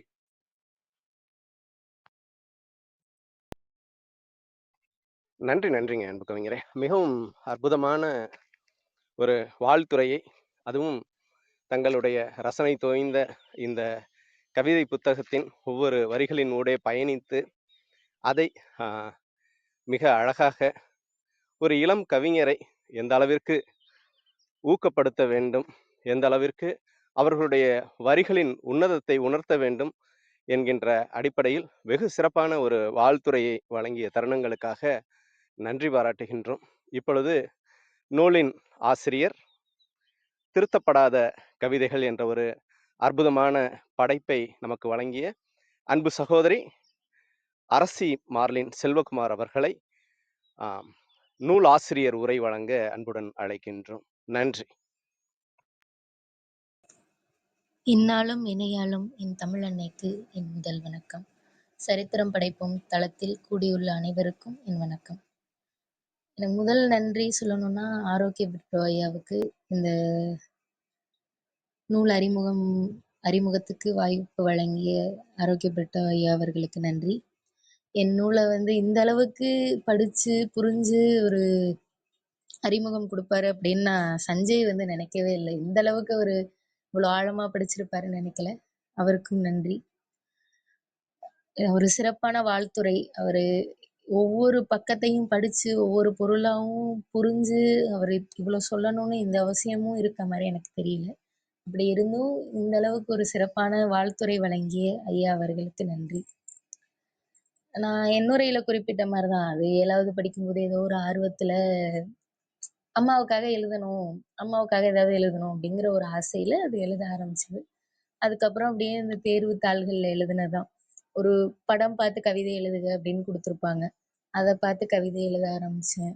அப்பப்ப எழுதுனது. அதுக்கப்புறம் 10, 11, 12 படிக்கணும் அப்படின்னு சொல்லிட்டு அதை அப்படியே விட்டாச்சு. நான் கல்லூரி நுழைஞ்சப்போ எந்த யோசனையுமே இல்லை. சரி படிக்கணும், தமிழ் துறை எடுத்திருக்கேன், எனக்கு ஒரு பேராசிரியர் ஆகணும் அப்படின்னு ஒரு சின்ன ஆசை. அது அம்மாவை பார்த்து படிக்கணும், நம்ம படிக்கிற வேலையை பார்க்குறோம், நம்ம நெட் எழுதுறோம், நம்ம பாஸ் பண்ணி நம்ம பெரிய ஆளா போறோம், அவ்வளவுதான். அப்படிதான் உள்ள நுழைஞ்சேன். உண்மையாவே நான் கல்லூரிக்குள்ள நுழையும் போது இப்படி ஒரு எண்ணம் எனக்கு இல்லவே இல்லை. அங்கதான் என் வகுப்பு தோழர் வசீர் அகமது அவரு கவிதை எழுதினாரு. ஆனா எனக்கு கவிதை வாசிக்க ரொம்ப பிடிக்கும். சரின்னு சொல்லிட்டு பேச ஆரம்பிச்சது. அப்போ அவன் உள்ள வரும்போது அவன் ஏற்கனவே நிறைய கவிதை எழுதி பரிசு வாங்கி வரும்போதே அவர் கவிஞரா தான் வந்தாரு. ஆனா நான் அப்படி இல்லை. நான் உள்ள வந்ததுக்கு அப்புறம் ஒரு சலேத்தையா தான் நான் உள்ள நுழைஞ்சதுலேருந்து இப்போ என் தனிப்பட்ட வாழ்க்கையிலையும் சரி, என்னையோட இந்த சமூகத்தை சார்ந்த வாழ்க்கையிலையும் எல்லாத்துலேயுமே எனக்கு ஒரு குருவா இருக்கிறது எங்க பேராசிரியர் சலேத்தையா தான். அவர் தான் இந்த புத்தகம் போடுறதுக்கும் சரி, நான் என் தனிப்பட்ட வாழ்க்கையில ஏதோ ஒரு விஷயம் எனக்கு குழப்பமா இருக்கு, இல்லை நான் போய் கேட்கணும், இல்லை ஏதோ ஒரு உதவி கேட்கணும், எதுவா இருந்தாலும் அவரும் அவரோட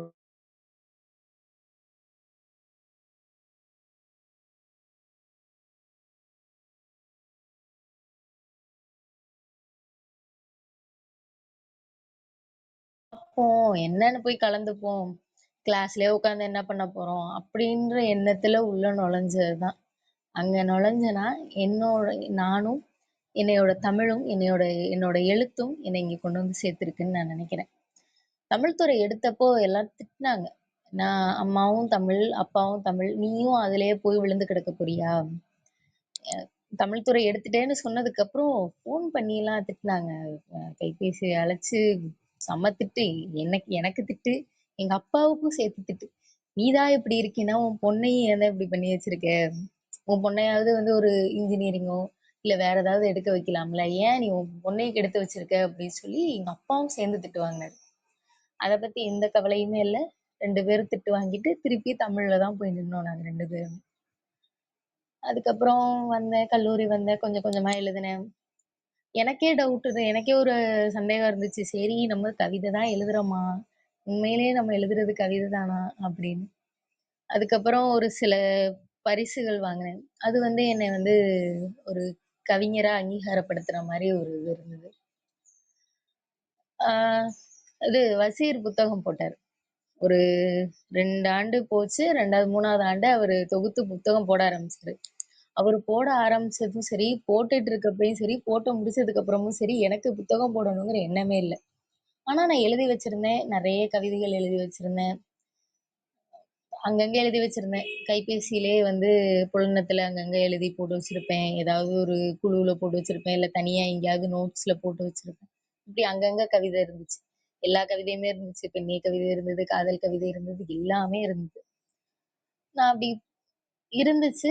ஒரு நாள் திடீர்னு சலேத்தையா கூப்பிட்டு, ஏன்னா நான் எல்லாத்தையும் சேர்த்து வச்சிருக்கேன், நான் எழுதி வச்சிருக்கேங்கிறது சலேத்தையாவுக்கு தெரியும். ஆனா பெரிய இந்த இது அவரு முன்னாடி ஒரு தடவ கேட்டாரு, "நீ வந்து எழுதி வை" அப்படின்னு சொல்லியிருந்தாரு. நான் அத பத்தி யோசிக்கல. ஆனா நான் டைரியில எழுதி வச்சிருந்தேன். ஒரு நாள் ஒரு இரவு தான் ஃபோன் பண்ணி, "இந்த மாரி புக்கு போடலான்னு இருக்கேன். நான் போடலாமா?" அப்படின்னு கேட்டாரு. எனக்கு என்ன சொல்றதுன்னே தெரியல. நம்ம தான் வாய்ப்ப தேடி போய் போய் அலையணும். ஏன்னா, வசீரெல்லாம் வந்து அலைஞ்சத நான் நெறையவே பார்த்துருக்கேன். நம்ம வந்து எந்த பதிப்பகத்துல குடுக்குறது, என்ன பண்றது, தரமா வரணும், சரியா வரணும். அதுக்காக என்ன பண்ணலான்னு ஒவ்வொரு தடவையும் அலைஞ்சு திரிஞ்சு, ஒரு பெரிய மனக்குழப்பத்துல சுத்துனத நான் பார்த்துருக்கேன். அத பார்த்ததுக்கப்புறம் எனக்கு ரொம்ப பயம் வந்துருச்சு. நம்மலாம் புத்தகம் போட வேணாம். ஏற்கனவே நம்ம வந்து ஒரு மாதிரியா தான் சுத்திக்கிட்டு இருக்கோம். இதுல வந்து புத்தகம் போட போனா, அதோட அழுத்தம் வந்து நம்மளால சமாளிக்க முடியாது அப்டின்ட்டு, நான் எதுவும் புத்தகம்லாம் போடுற எண்ணத்திலேயே நான் இல்ல. அப்புறம் சலேத் ஐயாவவே கூப்ட்டு, "என்னம்மா சேர்த்து வச்சிருக்கல்ல, அத போடலாமா?" அப்படிங்கிற மாரி கேட்டாரு. நம்ம தான் வாய்ப்ப தேடி ஒவ்வொரு தடவையும் போறோம். ஆனா, எனக்கு வாய்ப்பு அதுவா வந்தது. என்னோட சுற்றம் சரியா இருக்கு அப்படின்னு எனக்கு அப்ப புரிஞ்சது. வாய்ப்பு வந்தது. நாங்க அப்ப போட ஆரம்பிச்சது தான். இந்த புத்தகத்துக்காக நான் உழைச்சத விட, சலேத் ஐயா உழைச்சது அதிகம். ஏன்னா, அந்த புத்தகத்தோட முதல் வந்து நான் பார்க்கவே இல்ல. கவிதைய குடுத்தாச்சு. நான் இங்கேருந்து கல்லூரிக்கு போய் கரெக்ஷன் பண்ணோம். எல்லாமே பண்ணோம். ஆனாலுமே நான் முதல் பக்கத்த கூட நான் பார்க்கவே இல்ல. அது எனக்கு வந்து நீ வந்து சர்ப்ரைஸ் ஆகணும் அப்படின்னு சொல்லி ஐயா அத எனக்கு காட்டவே இல்ல. எல்லாருமே பார்த்துட்டாங்க. என்னைய தவிர எல்லாருமே பார்த்துட்டாங்க. முதல் பக்கத்த பார்க்காத ஒரே ஆள் நான் தான். நான் புத்தகம் போட்டிருக்கேன்னா, அதுல மிகப்பெரிய பங்கு சலேத் ஐயாவுக்கு தான் இருக்கு. அது என்னைய விட அதிகமான பங்குன்னு கூட சொல்லலாம். நான் அதிகமா புத்தகம் இது கவிதை எழுதுனது வந்து இந்த பேருந்துல போற பயணத்துல தான். நான் அதையுமே கவிதையில எழுதியிருப்பேன். "பேருந்தின் சாளரங்களே நன்றி, என் நீண்ட பயணங்களுக்கு நான் சாய தோள் தந்தமைக்கு" அப்படின்னு சொல்லிட்டு. எனக்கு ரொம்ப அதிகமா வந்து இந்த பேருந்து பயணம் தான். ஏன்னா, நான் கல்லூரிக்கு இங்கேருந்து 1 மணி நேரம் போயிட்டு வரணும். அந்த நேரம் வந்து எனக்கு பேருந்து நேரம். அந்த நேரத்துல தான் நான் நெறைய யோசிப்பேன். அப்படியே சாஞ்சுட்டு, அ சன்னல்ல சாஞ்சுட்டு அப்படியே ஏதாவது ஒரு யோசனை, ஏதாவது ஒரு சிந்தனை, எதையாவது ஒண்ணு பார்த்தேன்னா, அத ஏதாவது எழுதுவோமா அப்படின்னு யோசிச்சேன். அப்புறம் முக்கியமான இது நான் அதிகமா கவிதை எழுதுறதுக்கு காரணம், அங்குசம் பத்திரிக்கையில அதோட சீஃப் வந்து தினகரன். அவரு தான். ஏன்னா நான் கவிதை எழுதுவேன். எப்பயாவது எழுதுவேன். அப்பப்ப எழுதி அப்பப்ப வச்சிருப்பேன். கவிதைகள் நல்லா இருக்கும். அவரு என்னைய வந்து, "நீ தினமும் ஒரு கவிதை எழுதணும். நீ தினமும் ஒரு கவிதை எழுதி, தினமும் எனக்கு அனுப்பணும்." அப்படின்னு சொல்லி அவரு தான் எனக்கு சொன்னது. ஏன்னா அதுக்கப்புறம் தான் நான் கொஞ்சம் என்னால தினமும் எழுதல நானு. ஆனா அப்பயும் கொஞ்சம் எழுத ஆரம்பிச்சேன். ஒரு வாரத்துக்கு 2, 3 கவிதை அப்படின்னு எழுத ஆரம்பிச்சேன். ஆ தினகரன் அண்ணாவும், அதே மாரி ஜேடிஆர் அவர்களும். அவரு தான் வந்து என்னோட கவிதைய வந்து முதல்ல அச்சுக்கு தந்தது. ஏன்னா அதுவரைக்கும் எந்த அச்சுலயுமே, எதுலயுமே என் பேர் எதுவுமே வந்ததே கிடையாது. முதல்ல வந்தது வந்து அங்குசம் பத்திரிக்கையில தான். அதுக்கப்புறம் என்னோட ஆசிரியர்கள், என்னோட பேராசிரியர்கள், என் ஆசிரியர்கள் என் பள்ளி ஆசிரியர்கள்லாம் எனக்கு தமிழே வரலன்னுலாம் நெறைய பேர் திட்டியிருக்காங்க. எனக்கு அது ஒரு கோவம். அதுக்காகவாவது நம்ம தமிழ் எடுக்கணும் அப்படின்னு ஒரு எண்ணமும் எனக்கு இருந்தது. அதுக்கப்புறம் நான் எடுத்ததுக்கப்புறம் அந்த ஆசிரியர் என்ன சுத்தமா மறந்துட்டாங்க. ஆனா நான் போய் பேசினேன். நான் இந்த மாரி புக் போட்டிருக்கேங்கம்மா அப்படின்னு சொன்னேன். அவங்க வாழ்த்து சொன்னாங்க. நல்லா வாழ்த்துனாங்க. ஆனா எனக்கு அந்த ஒரு இது வந்து இருந்துட்டே இருக்கு. அந்த ஆசிரியர் அத சுத்தமா மறந்துட்டாங்க. அப்பதான் தோணுச்சு, நம்ம என்ன பண்ணாலும் வந்து ஆசிரியர்கள் அத பெரிய விஷயமா எடுத்துக்கிறது இல்ல அப்படின்ட்டு. அதுக்கப்புறம் என் பேராசிரியர்கள் நெறைய அவங்க தான் என்னைய வழிநடத்தியிருக்காங்க. ஏன்னா, அம்மா இல்லாம தான் நான் உள்ள போனேன். ஒரு என் துறையோட ஒரு ஒரு செல்லப்பிள்ளை மாரி அந்த அளவுக்கான்னு தெரியல. ஆனா ஒரு செல்லப்பிள்ளை மாரி அந்த துறையிலேயே சுத்துறது, எல்லார்கிட்டயும் போய் பேசுறது, ரொம்ப ஏன்னா எல்லாருமே என்னைய பார்த்துக்கிட்டாங்க. என் ஆசிரியர்கள் எல்லாருமே என்னைய பார்த்துக்கிட்டாங்க. என் துறை தலைவரா இருக்கட்டும், பேராசிரியர்களா இருக்கட்டும். ஏன்னா எனக்கு ஒரு வீடு மாரி இருந்தது. ஒரு ஒரு இடத்துல நம்ம வந்து நம்மளா இருக்கும்போது, நம்ம முழுமையா நம்ம எப்படி இருக்கோமோ, அப்படியே இருக்க தான் வீடு இல்ல. அந்த மாரி எனக்கு என் கல்லூரியும் சரி, என் துறையும் சரி ஒரு வீடா இருந்தது. அது இல்லன்னா கண்டிப்பா இந்த திருத்தப்படாத கவிதைகளும் இல்ல. சஞ்சய் சொன்னாரு, "திருத்தப்படாத கவிதைகள்" அப்படிங்கிற பேருக்கு ஒரு அர்த்தம் அவரு சொன்னாரு. அவரு எங்க சலைத்தை அடிக்கடி சொல்லுவார்.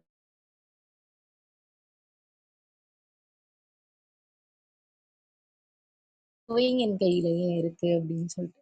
ஒரு சில கவிதைகளோட அர்த்தத்த வந்து சஞ்சயோட அர்த்தத்த நான் இன்னைக்கு தான் பார்த்தேன். நான் எழுதுனது ஒரு அர்த்தம் இருக்கும். சஞ்சய் சொல்லும்போது அதோட ஒரு அர்த்தம் எனக்கு புரிஞ்சுது. திருத்தப்படாத கவிதைகள் பொருள் என்னன்னா, நான் என்ன கவிதை எழுதினாலும், நான் பெண்ணுன்னு சொல்லியோ, இல்ல நான் என் மாணவி, இல்ல நான் இந்த சமூகத்த சேர்ந்தவங்க அப்படின்னு ஒவ்வொரு வார்த்தைக்கும், ஒவ்வொரு எழுத்துக்கும் வந்து சில பேர் ஒரு கருத்து சொல்லிட்டே தானே இருப்பாங்க. எதிர்கருத்து சொல்லுவாங்க. எனக்கு இந்த கவிதைகள்லயுமே 2, 3 கவிதைகள் சஞ்சய் சொன்ன முதல் கவிதை, "கோயிலை அகற்றுங்க, கோயில் நிழலை அகற்றுங்கள், இல்லையென்றால் கோயிலை அகற்றுங்கள்." அந்த கவிதைக்கே எனக்கு நெறைய பாராட்டுகள் வந்ததும் அந்த கவிதை தான். சில எதிர்ப்புகள் வந்ததும் அந்த கவிதை தான். அதே மாரி காசி ஆறுமுகம் ஐயா சொன்ன கவிதை, "இது குறிஞ்சியின் தமிழ் தாயின் மார்பகங்களை காணவில்லை." அது வந்து அந்த வார்த்தைகள் வந்து சரியில்ல. உன்னோட வார்த்தை வந்து கொச்சையா இருக்கு. நீ அந்த வார்த்தைய பயன்படுத்தாத. வேற ஏதாவது வார்த்தைய பயன்படுத்து அப்படின்னு சொன்னாங்க. ஆனா என்னைய பொறுத்தவரைக்கும், சில வார்த்தைகளோட வீரியம் வந்து அந்த கவிதையில இருந்தா மட்டும் தான் அது புரியும் அப்படின்னு என்னோட எண்ணம். போட வேணாம்ன்னு எங்க வீட்லயே சொல்ட்டாங்க. "நீ இந்த கவிதை தயவு செஞ்சு போடாத. இது வேணாம். நல்லா இல்ல. கொச்சையா இருக்கு. சரியில்ல" அப்படின்னு. ஆ பரவால்ல போடுவோம். ஏன்னா என்னைய திருத்துற 2 பேர் இருக்காங்க. அவங்களும் வந்து பெருசா கவிதைகள திருத்தல. இது இப்படி இருக்கலாம், இது இப்படி இருக்கலாம் அப்படின்னு என்னை வழிகாட்டுன 2 பேர் இருக்காங்க. அவங்க இருக்கும்போது நம்ம ஏன் இத கேட்டுக்கிட்டு, சரி போடுவோம் அப்படின்னு சொல்லி போட்டதுதான். எனக்கு உண்மையா காசி ஆறுமுகம் ஐயா பாராட்டியிருக்காரு. அது இல்லாம ஒரு 2, 3 பேர் அந்த கவிதைய பாராட்டியிருக்காங்க. அவ்வளவுதான். மீதி நானா என் குடும்பத்திலயும் சரி, என் நண்பர்கள்ட்டயும் சரி, குடுத்தப்போ ஒரு சிலர்லாம் வந்து இத பார்த்துட்டு, "இந்த வார்த்தை வேணுமா? இது வேணுமா?" அப்படின்னு சொல்லி நெறைய யோசிச்சவங்க தான் அதிகமா இருக்காங்க. அதே மாரி ஆண்கள் எல்லாரையுமே ஒரு தவறான கண்ணோட்டத்துல பார்க்கிற ஒரு எண்ணம் வந்து எல்லாத்தையுமே இருக்கு. அப்ப எனக்கு அத வந்து மாத்தணும்னு தோணுச்சு. அதே மாரி அப்படி யாரும் எல்லாருமே தப்பு கிடையாதுல்ல. அப்போ வந்து அதுக்காக நான் ஒரு கவிதை எழுதினேன். ஆண் தேவதைகள் அப்படின்னு சொல்லிட்டு. இந்த மாரி நெறைய இருக்கு. எ திருத்தப்படாத கவிதைகள் திருத்தப்படக்கூடாது அப்படின்னு. இந்த சமூகத்தால என் கவிதைகள் திருத்தப்படக்கூடாது. என் கவிதைகள் இந்த சமூகத்த திருத்துமா, திருத்தலையா, திருத்தாதா அப்படின்னு எனக்கு தெரியல. ஆனா திருத்துனா நல்லா இருக்கும் அப்படிங்கிறது என்னோட எண்ணம். திருத்தணும் அப்படிங்கிறது என்னோட ஆசை. வாய்ப்பளித்த ஆரோக்கிய பிரிட்டோ ஐயா அவர்களுக்கும், கேட்டுட்டு இருந்த அனைவருக்கும் என் நன்றி. நன்றிங்க. அரசி மார்லின் செல்வகுமார் நூலாசிரியர் அவர்களே. மிகவும் சிறப்பான ஒரு படைப்பினை இந்த தமிழ் கூறும் நல்லுலகிற்கு வழங்கியுள்ளீர்கள். இலக்கிய வானில் சுடர்விட்டு பறக்கக்கூடிய ஒரு ஆளுமையாக எண்ணற்ற படைப்புகளோடு இந்த தமிழ் கூறும் நல்லுலகிற்கு இன்னும் பெருமை சேர்க்க அன்பின் வாழ்த்துக்களை சொல்லரங்க சொந்தங்களாகிய அன்பு நண்பர்கள் ஒவ்வொருவருடனும் இணைந்து சரித்திரம் படைப்போம் தளம் பகிர்ந்து கொள்வதில் பெருமகிழ்வு கொள்கின்றது. அன்பிற்கினிய நண்பர்களே, நாம் அனைவரும் இணைந்திருப்பது சரித்திரம் படைப்போம் தளம்.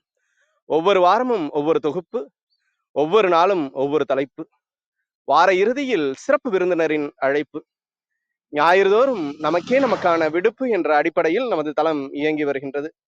அவ்வரிசையில் இந்த வாரம் முழுக்க நாம் விருநீர் என்ற ஒரு அற்புதமான தொகுப்பின் கீழ் நமது சிந்தனைகளை செழுமைப்படுத்தி வருகின்றோம். அவ்வரிசையில் இன்று சமீபத்தில் வெளியாகிய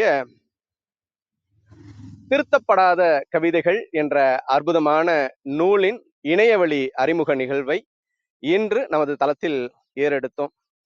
இதில் சிறப்பான மதிப்புரை வழங்கிய அன்பு சகோதரர் சுஜாதா சஞ்சய்குமார் அவர்களுக்கும், வாழ்த்துரை வழங்கிய கவிஞர் நூலாசிரியர் காசி ஆறுமுகம் அவர்களுக்கும், இந்த நூலின் ஆசிரியர் நூல் ஆசிரியர் உரை வழங்கிய அரசி மார்லின் செல்வகுமார் அவர்களுக்கும் மனம் நிறைந்த நன்றிகளையும் வாழ்த்துக்களையும் பாராட்டுகளையும் பகிர்ந்து கொள்வதில் பெருமகிழ்வு கொள்கின்றோம். இப்பொழுது நிகழ்வின் நெறியாளுமையை தொடரவும் முதன்மை கருத்தினை வழங்கிடவும் அன்பு தோழர் கற்பகவள்ளி அவர்களை அன்புடன் அழைக்கின்றோம். நன்றி. நன்றிங்க தோழர். அனைவருக்கும் வணக்கம். இன்றைக்கு திருத்தப்படாத கவிதைகள் அப்படிங்கிற ஒரு அருமையான ஒரு நூலின் அறிமுக விழா. முதலில் சுஜாதா சஞ்சய்குமார் அவர்கள் தன்னுடைய மதிப்புரைய கொடுத்தாங்க. முதல்லயே அவர் சொல்லியிருந்தாங்க, வசீர் அகமதோட போற போக்குல ஒரு கவிதை அப்படிங்கிற ஒரு புத்தகத்தின் மதிப்புரையும் கொடுத்திருந்தாரு. அந்த புத்தகத்தையும் இந்த புத்தகத்தையும் நம்ம மதிப்பிட்டு பார்த்தோம்னா, வசீரோட புத்தகம் எடுத்தால் வைக்கவே முடியாது, படிச்சு முடிச்சுட்டு தான் வைக்கணும் அப்படின்னு ஒரு தோணும். ஆனால் அரசியுடன் புத்தகத்தை, திருத்தப்படாத கவிதைகள் புத்தகத்தை எடுத்தா ஒரே அடியாக நம்மளால படிக்க முடியாது. ஏன்னா அந்த அளவுக்கு வரிகள் இருக்கும். வசீரின் புத்தகம் வரிகளால் எழுதப்பட்டது, அரசியின் புத்தகம் வலிகளால் எழுதப்பட்டது அப்படிங்கிறது.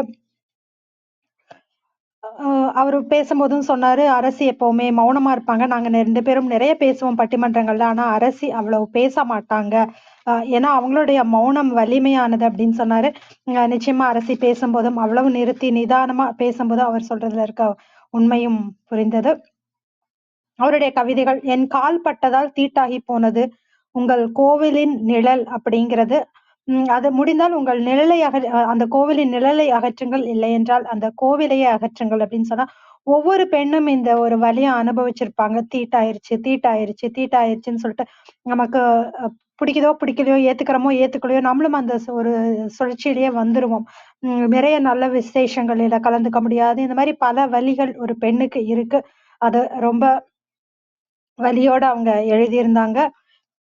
கண்ணாடி தொட்டியில் ஆழ்கடல் மீன் அப்படிங்கிறதும் ஒரு பெண்களையும் குறிக்குதுன்னு எடுத்துக்கலாம். ஏன்னா அந்த மீன் அப்படிங்கிறது கடல்ல தான் இருக்கணும். ஆனா ஒரு மீன் தொட்டிக்குள்ள இருக்குது. கண்கள் முழுவதும் கடல் அப்படிங்கும்போது அந்த அளவுக்கு ஒரு வலியான வாழ்க்கை அப்படிங்கிறதும் எடுத்துக்கலாம். அம்மா இருக்கும் வரைதான் இந்த உலகம் அப்படிங்கிறதும் உண்மையான ஒரு கவிதைன்னு சொல்லலாம். டைரி கிடைச்சப்போ நினைவுகள் அப்படியே தான் இருக்கு. அந்த டைரியில் எழுதின நினைவுகள் என்னை மட்டும் காணவில்லை அப்படிங்கிற ஒரு அருமையான கவிதை. நம்ம திருமணத்திற்கு அப்புறம் பெண்களுடைய நிலை அப்படின்னு நம்ம எடுத்துக்கலாம். ஆட்சிகள் மாறிவிட்டன, ஆனால் மாறவில்லை மையின் கரை. தொட்டால் தீட்டு பணத்திற்கு அல்ல அப்படிங்கிற ஒரு கவிதை. நம்ம நிறைய தொட்டால் மனிதர்களை தீட்டுன்னு சொல்லலாம். ஆனா அந்த மனிதர்கள் கொடுக்கும் பணம் அப்படிங்கிறதுக்கு நம்ம எப்பவுமே தீட்டு பார்க்கறது இல்ல. இத இத கவிதை கேட்கும்போது முன்னாடி பழைய படத்துல ஒரு சினிமால ஒரு காட்சி வந்ததும் நினைவுல வந்தது. இதுக்கெல்லாம் தீட்டலன்னா பாத்திரம் கழுவி கொடுக்கும்போது அந்த பாத்திரத்தை திரும்ப கழுவி எடுப்பாங்க. ஆனா பணத்தை கொடுக்கும்போது பணத்துக்கெல்லாம் தீட்டு இல்ல அப்படிங்கிற மாதிரி ஒரு வசனமும் ஒரு காட்சியும் இருக்கும். அது ஞாபகம் வந்தது. ஒரு நீதி தேவதையின் கண்கள் திறந்தால் அந்த தேவதைக்கு ஊழல் அப்படிங்கிறது தெரியுமா அப்படிங்கிற ஒரு கேள்வி முன் வச்சாங்க.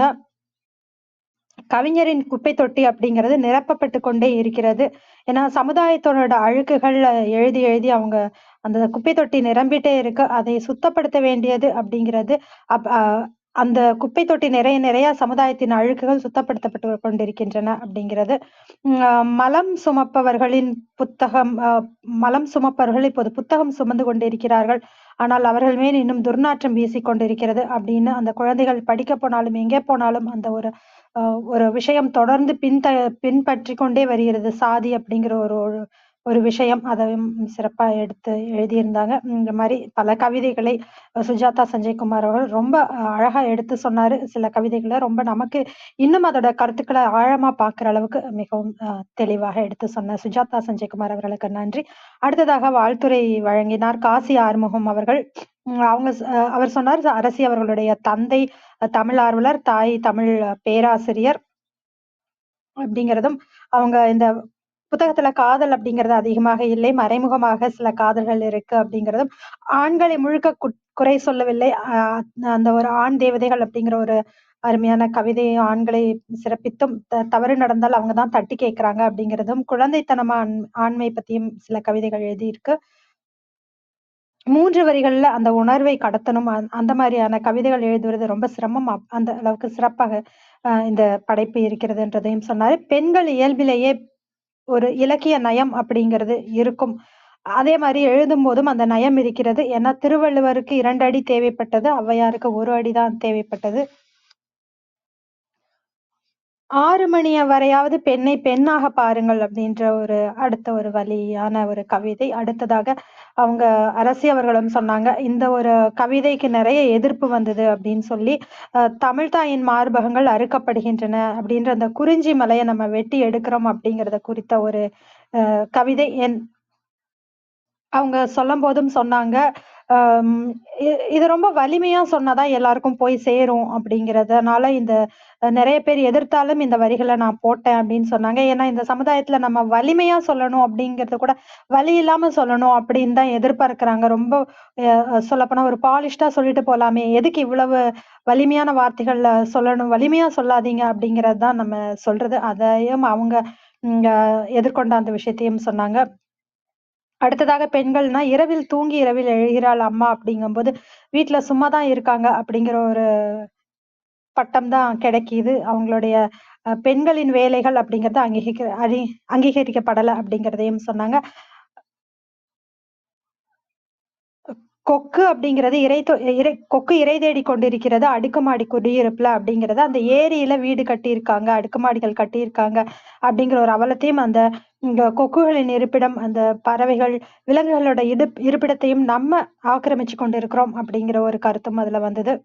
பெண்களின் கனவுகள் கூட குற்றமாகும் அப்படிங்கிறதும் சொன்னாங்க. அதே மாரி அந்த மலமல்லம் கவிதை குறித்து தான் எழுதின ஒரு கவிதையும் பகிர்ந்துகிட்டாரு. அ உண்மையிலேயே அந்த மாரி ஒரு கோணத்துல யோசிக்க முடியுமா அப்படின்னு தோணுச்சு. ஏன்னா அனைத்து சாதியினரும் அர்ச்சகர் ஆகலாம்.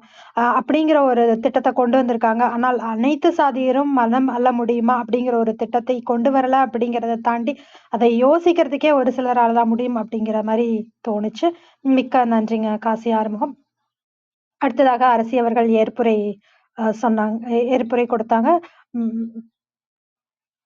நான் எப்பவுமே அந்த படம் பார்த்துட்டு, நான் அந்த படத்த பத்தி ஒரு கவிதை எழுதி தான் ப அ ப முதல்ல கவிதை எழுதுற ஒரு பழக்கம் வந்தது. அதுக்கப்புறம் பள்ளி 10வது, 12வது இப்படி படிக்கும்போது அது கொஞ்சம் நின்னு போயிருந்தது. அதுக்கப்புறம் தமிழ் துறை தேர்ந்தெடுக்கும்போது கூட எல்லாருமே திட்டுனாங்க. சொந்தக்காரங்கள் அனைவருமே, நண்பர்கள் அனைவரும் ஒரு தொலைபேசியில கூப்பிட்டு கூட அப்பா, அம் அ அம்மா கிட்ட சொன்னாங்க. "நீங்க 2 பேரும் தான் தமிழ் தமிழ்ன்னு இருக்கீங்க. ஏன் அந்த குழந்தையும் தமிழுக்கே அனுப்புறீங்க?" அப்படிங்கிற மாரி கேட்டாங்கன்றத சொன்னாங்க.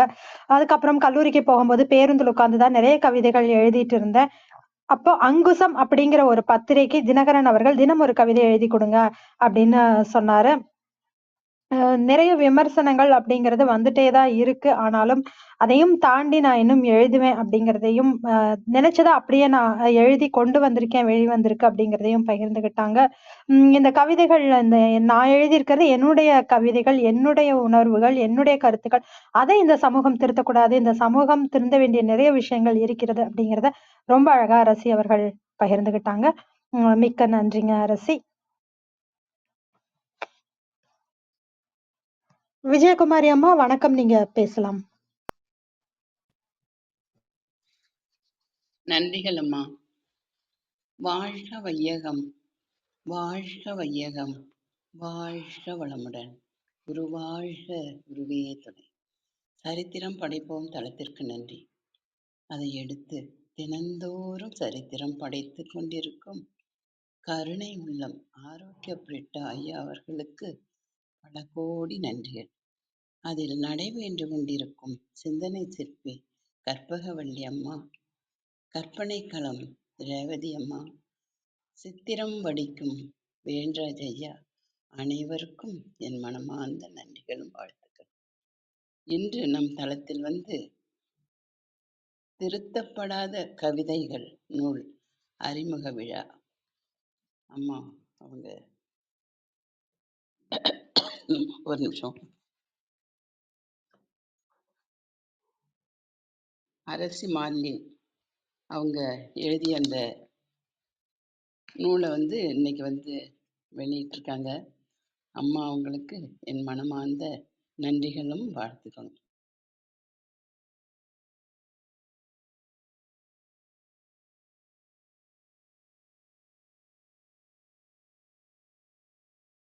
கண்களை மூடி அமைதியா உட்கார்ந்துக்குவோம். நாம் அமர்ந்துள்ள இந்த இடம் முழுவதும் நல்ல தூய தெய்வீக ஆற்றலே நிரம்பின. திருப்பூர்ல இருக்காங்களாம். கிடையாது. யார் நகர்த்தி விட்டு கீழே போட்டா? அருட்பேராற்றல் உ- விஜயகுமாரிம்மா நீங்க தொடருங்கம்மா. உடலில் அருட்பேராற்றல் உடலிலே உயிரிலே அலை அலையாக பாய்ந்து நிரம்புவதை உணர்கிறோம். அன்னைக்கு வணக்கம்,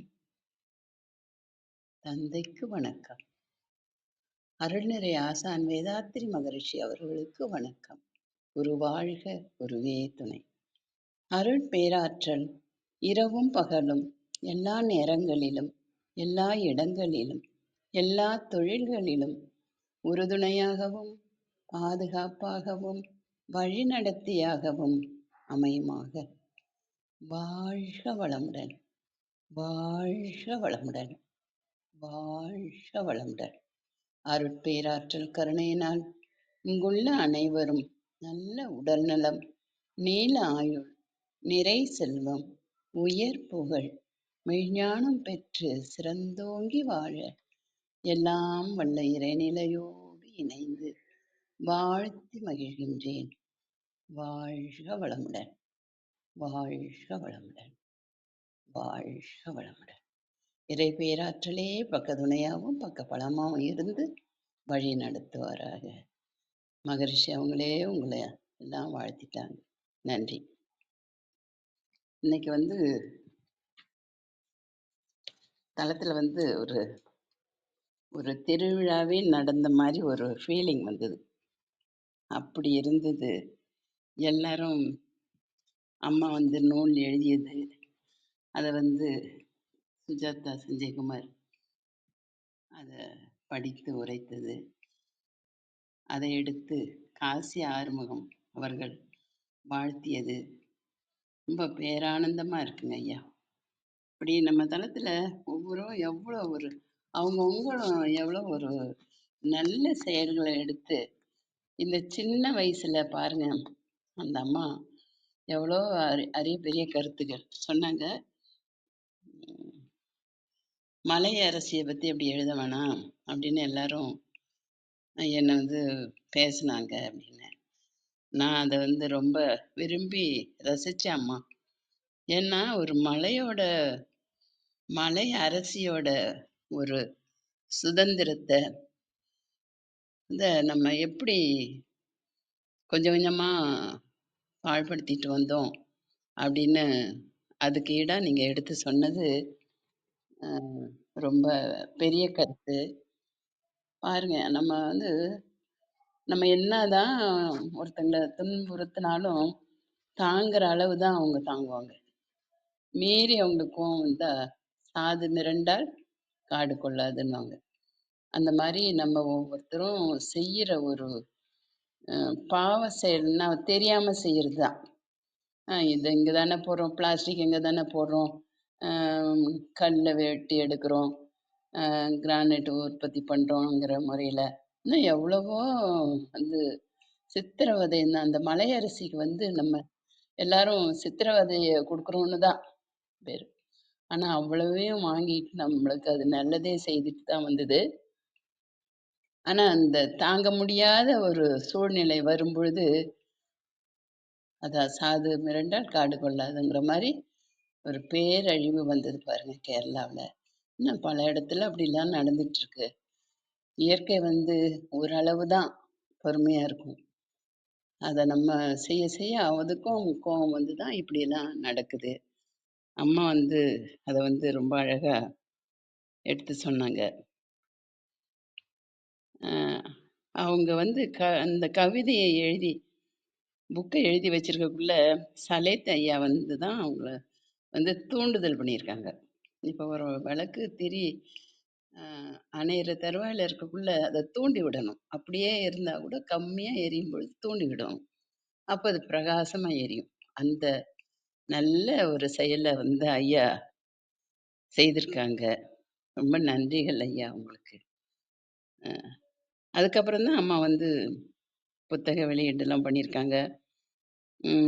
நிறைய சாதனை பண்ணணும், இன்னும் பண்ணிட்டு இருக்காங்க, இன்னும் பண்ணணும். இந்த 3 சிறுவர்களும் சேர்ந்து சமுதாயத்துக்கு தொண்டு செய்கிறாங்கன்னு தான் நான் எடுத்துக்கிட்டேன்.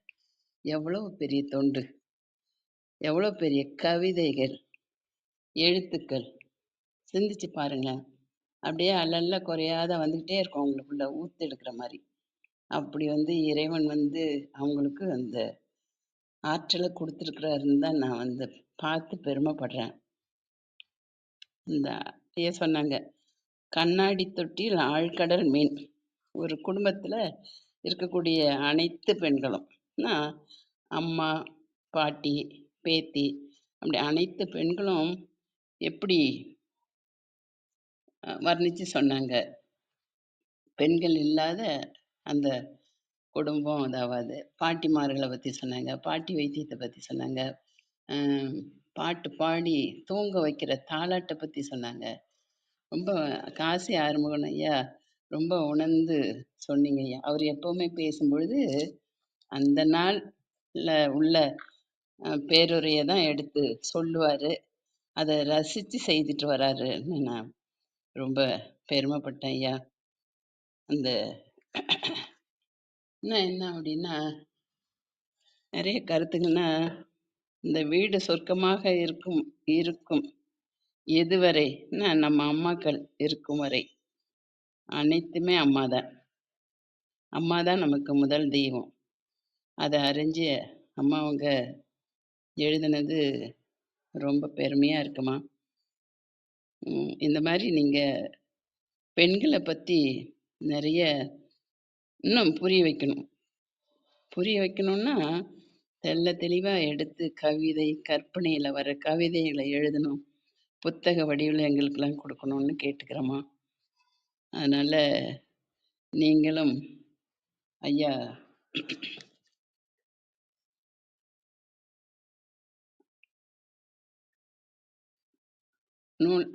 அரசி மார்லின் நூல் ஆசிரியர் அவர்களுக்கும், கருத்துக்களை கூறிய சஞ்சய்குமார் ஐயா அவர்களுக்கும், நூல் ஆசிரியரை தூண்டுதலாக இருந்து உலகுக்கு காண்பித்த சலேத் ஐயா அவர்களுக்கும், அதையெல்லாம் எடுத்து நமக்கு கூறி அவர்களுக்கும் வாழ்த்து கூறிய ஐயா காசி ஆறுமுகம் அவர்களுக்கும், இவர்கள் நால்வரும் நல்ல உடல் நலம், நீலாயுள், நிறை செல்வம், உயர் புகழ், மெய்ஞானம் பெற்று சிறந்தோங்கி வாழ வேண்டும். வாழ்க வளமுடன், வாழ்க வளமுடன், வாழ்க வளமுடன். இந்த தளத்தில் உள்ள அனைவரும் சேர்ந்து உங்களை வாழ்த்தியிருக்கிறோம். நன்றி. நன்றிகள் அம்மா. அன்பான வாழ்த்துக்கும் கருத்துக்களுக்கும் மிக்க நன்றிங்கம்மா. விந்திய கௌரி அம்மா வணக்கம், நீங்க பேசலாம். அனைவருக்கும் வணக்கம். இன்றைக்கு கவிதை அருமையா இருந்தது. அரசி அவங்க எழுதின கவிதையை மதிப்புரை நல்கியது சுஜாதா சஞ்சய்குமார். மதிப்புரைனா மதிப்புரையா இருந்தது. கவிதைகளை சொல்லி தான் உணர்ந்ததை, அதனுடைய சரியான பொருளை அவருடைய பார்வையில சிறப்பா எடுத்துரைத்தாரு. அவர் சொன்ன அந்த மதிப்புரை ரொம்ப அருமை. வரிகளால் எழுதப்படவில்லை, வலிகளால் எழுதப்பட்ட கவிதைகள்னு. உண்மைதான். அவங்க கவிதையில சமூகத்தோட அவலங்கள் பட்டியலிடப்பட்டுள்ளது. தீண்டாமை குறித்து சில கவிதைகள் மனசுக்கு வேதனையா இருந்தது. ஒன்றே குலம் ஒருவனே தேவன் தானே, எதுக்கு பாகுபாடு? எல்லாரும் நல்லா வாழணும்னு நினைச்சோம் அப்படின்னா இந்த பிரபஞ்சமே ரொம்ப அழகா வளமையா இருக்கும் அப்படின்றத நம்ம உணர்ந்துட்டோம் அப்படின்னா பாகுபாடே பார்க்க மாட்டோம். கவிதைகள் வழியா சமூகத்தில் உள்ள அந்த வேண்டத்தகாத செயலை எடுத்துரைத்தார். பெண்களோட வாழ்க்கையில பெண்களை மற்றவர்கள் எப்படி பார்க்குறாங்க அப்படின்றதையும் பதிவு பண்ணாங்க. அரசிக்கு வாழ்த்துக்கள் தான் சொல்லணும். ஏன்னா ஆண்களை பெருமைப்படுத்தி ரொம்ப அருமையா கவிதைகளை எழுதியிருக்காங்க. வாழ்த்துறை காசி ஆறுமுகம் ஐயா பொதுவா கவிதை எப்படி இருக்குன்றத சொல்லிட்டு அப்புறம் சில கவிதைகளை ரொம்ப சிறப்பா எடுத்துரைத்தார்கள். அரசி எப்படி அவங்க படைப்பாளி ஆனாங்க, எப்படி கவிதை எழுதுனாங்க, சலேத் ஐயா அவங்களுக்கு எவ்வளோ உறுதுணையா இருந்தாங்க. இப்படி ஊக்கப்படுத்துகின்ற ஒரு நபர், நன்னெறி காட்டுகின்ற ஒரு நபர், நல்ல மனித நேயம் கொண்ட நல்ல மனம் கொண்ட ஒரு மனிதர் இருந்தா நிறைய படைப்பாளர்கள் உருவாவாங்க. அதனால தமிழ் தாய்க்கு தமிழ் அணிகலன்களா இந்த கவிதை கிடைத்துள்ளது என்பதை உணர முடிஞ்சது. மூவருக்கும் மனமகிழ்வோடு நன்றிகளை உரித்தாக்குகிறேன். பாராட்டுக்கள், வாழ்த்துக்கள். நன்றி. நன்றி. உங்கள் அன்பான வாழ்த்துக்கும் கருத்துக்களுக்கும் மிக்க நன்றிங்கம்மா. ராமச்சந்திரன் ஐயா வணக்கம், நீங்க பேசலாம். அம்மா வணக்கம். சரித்திரம் படைப்போம் தளத்தின் அன்பு உறவுகள் அனைவருக்கும் இனிய காலை வணக்கம். அன்பு சகோதரி அரசி, உண்மையிலேயே நீங்கள் அரசிதான். இந்த சமூகத்தின் அவலங்களை இவ்வளவு, அதாவது பாரதி அந்த கண்ட கோபத்தோடு இந்த சமூகத்தை எதிர்கொண்டு அதனுடைய வலிகளையும் வேதனைகளையும் உங்கள் கவிதையின் மூலம் வெளிப்படுத்தி இருக்கிறீர்கள். அன்பு சகோதரிக்கு என்னுடைய வாழ்த்துக்களும் வணக்கங்களும். இப்படி ஒரு புரட்சி பெண்ணை உருவாக்கிய உங்கள் தாயாருக்கும் தந்தையாருக்கும் எங்களுடைய மேலான வணக்கங்களை தெரிவித்துக் கொள்கிறோம்.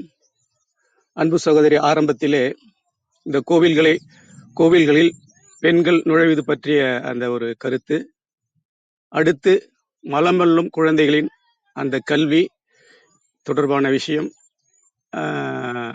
அதற்கடுத்தாற்போல் தொட்டிக்குள் அந்த மீன்கள், இது போன்ற ஒரு 3 கருத்துக்களை நான் உள்வாங்கினேன்.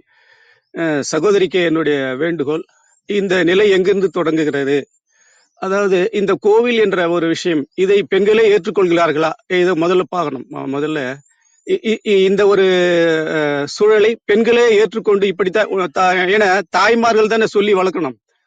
அதை பெண்களே அதை ஏற்றுக்கொண்டு இப்படிதான் இருக்கணும் அப்படின்ற மாதிரி போயிட்டு இருக்கிற மாதிரி எனக்கு தோணுது. இதை உடைச்செறியணும். உங்களை மாதிரி இளைஞர்கள் தான் இதை உடைச்செறியணும். நம்ம வீட்டுல இருந்தே ஆரம்பிக்கணும். அது வேற எங்கேயும் நம்ம சமூகத்துல சொல்லிட்டீங்க, நீங்க விதைச்சிட்டீங்க. ஆனா அதை நம்ம ஆரம்பிக்கிறது வீட்டுல இருந்தே ஆரம்பிக்கணும். ஏன்னா ஆளுமைகள், அதாவது ஆட்சி அதிகாரத்துல இப்போ மிகப்பெரிய ஆளுமைகள்லாம் பெண்கள் எல்லாம் திகழறாங்க. அங்க இருந்தே இந்த நிலையை மாத்துறதுக்கான வழிமுறைகளை நீங்க பார்க்கணும். ஏன்னா இளைஞர்களால தான் முடியும், உங்களால் முடியாதது இந்த உலகத்தில் ஒன்றுமே முடியாது. இப்போ ஏன்னா பெரிய விஷயங்களே இன்னும் கோர்ட்ல தான் இருக்குது. உங்களுக்கு தெரியும், உச்ச நீதிமன்றத்துல இன்னும் அது அந்த நிலையிலேயே தான் இருக்குது. இதை மாத்தினா பெண்கள், உங்களை போன்ற பெண்கள், உங்கள் வீட்டில் உள்ள ஆண்கள், இவங்க தான் இதை மாற்ற முடியும். இதை கண்டிப்பா உங்களால மாற்ற முடியும். நீங்க தான் மாற்றணும். புரட்சி கவிஞரான உங்களை போன்ற பெண்களால் தான் இதை மாற்ற முடியும். இது என்னுடைய அன்பான கருத்து. அன்பு சகோதரிக்கு மீண்டும் ஒரு முறை வாழ்த்துக்கள். அதாவது ஒரு எம்ஜிஆருடைய பாடல் எனக்கு நினைவு வருது. நேருக்கு நேராய் வரட்டும் நெஞ்சில் துணிவிருந்தால், என் கேள்விக்கு பதிலை தரட்டும் நேர்மை திறன் இருந்தால், நேர்மை திறன் இருந்தால். பட்டினியால் தினம் ஒட்டிய வயிறு பாதையில் தவிக்குதடா, பட்டினியால் தினம் ஒட்டிய வயிறு பாதையில் தவிக்குதடா. சில பாவிகளானவன் பஞ்சையின் உயிரை தினம் தினம் பறிக்குதடா. மாறினால் மாறட்டும், இல்லையேல் மாற்றுவோ, தீமைகள் யாவையும் கூண்டிலே ஏற்றுவோ.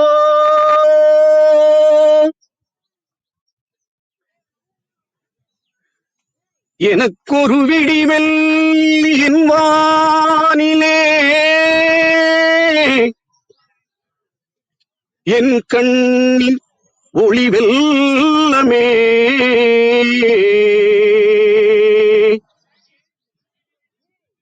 என் அன்பு தங்கை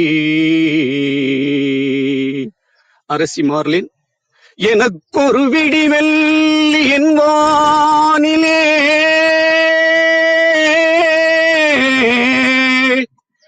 என் கண்ணின் ஒளி வல்லமே, என் அன்பு தங்கை ஆதரித்தால் அவள் என்னை, ஓ ஆதரவில் அவள் அன்னை. அன்பு சகோதரி புரட்சி கவிஞர் அரசியவர்கள் இன்னும் பல புரட்சிகரமான சிந்தனையில் இந்த சமூகத்திற்கு விளைத்து சமூக மாற்றத்திற்கு வித்திட வேண்டும் என்று கூறி உங்களை அன்புடன் வாழ்த்தி விடைபெறுகிறேன். நன்றி, வணக்கம், வாழ்க வையகம், வாழ்க வளமுடன். நன்றிங்கய்யா. இந்த பாடல்கள்லாம் கேட்டதே இல்ல. அருமையான பாடல்களுக்கு நன்றிங்கய்யா. நீங்க சொன்ன மாதிரி இந்த ஒரு பிரச்சனை உருவாகுதுன்னா, அது எங்கேருந்து உருவாகுதுன்னு பார்க்கணும். இந்த மாரி கொண்டு போறது பெண்கள் தான் மாத்தணும் அப்படிங்கிறது. சொல்லப்போனா அதிகமாக இந்த மாரி சடங்குகள் இதெல்லாமே வீட்லயும் சரி, எந்த விதமான சடங்குகளா இருந்தாலும் அதிகம் பெண்கள் தான் அடுத்தடுத்த தலைமுறைக்கு கொண்டு போயிட்டே இருக்காங்கன்னு சொல்லணும். அதே மாரி ஒரு ஒடுக்குமுறை பத்தி நம்ம பேசுறோம். சாதிய ஒடுக்குமுறையா இருந்தாலும், அந்த ஒடுக்குமுறைக்கு உட்பட்டவர்களும் அதை ஏத்துட்டு போறது, அதுவும் நடந்துட்டே தான் இருக்கு தொடர்ந்து. இந்த மாரி ஒடுக்கப்பட்டவர்கள் அப்படின்னு பார்த்தாக்க, அவங்க வந்து உணர்ந்து அது எங்கேருந்து நம்ம மாத்தணும் அப்படிங்கிறத யோசிக்கணும் அப்படின்னு சொன்னீங்கய்யா. மிக்க நன்றி. சரவணன் கண்ணா வணக்கம், நீங்க பேசலாம்.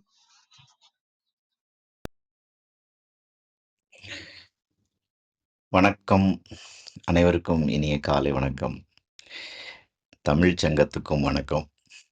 அரசி, காசி ஆறுமுகம், சுஜாதா சஞ்சய்குமார் ஒரு ஒரு பெரிய ஒரு பலம் பொருந்திய டீம் அப்படின்னு தான் எனக்கு தெரிஞ்சுது. ரொம்ப அழகான ஒரு காலை பொழுது. சுஜாதாவோட சஞ்சயோட இது எப்போதுமே ஒரு நரேஷன், ஒரு கதைகளும் சரி, அவர் சொல்ற விதங்களும் சரி, ஒரு ஸ்பான்டேனிட்டி, அந்த ஒரு அருவி போல ஓடக்கூடிய ஒரு இதில் சொல்லிகிட்டே இருப்பார். நிறைய விஷயங்களை ஒப்புமைப்படுத்தி சொல்லுவார். நல்லாயிருக்கும்.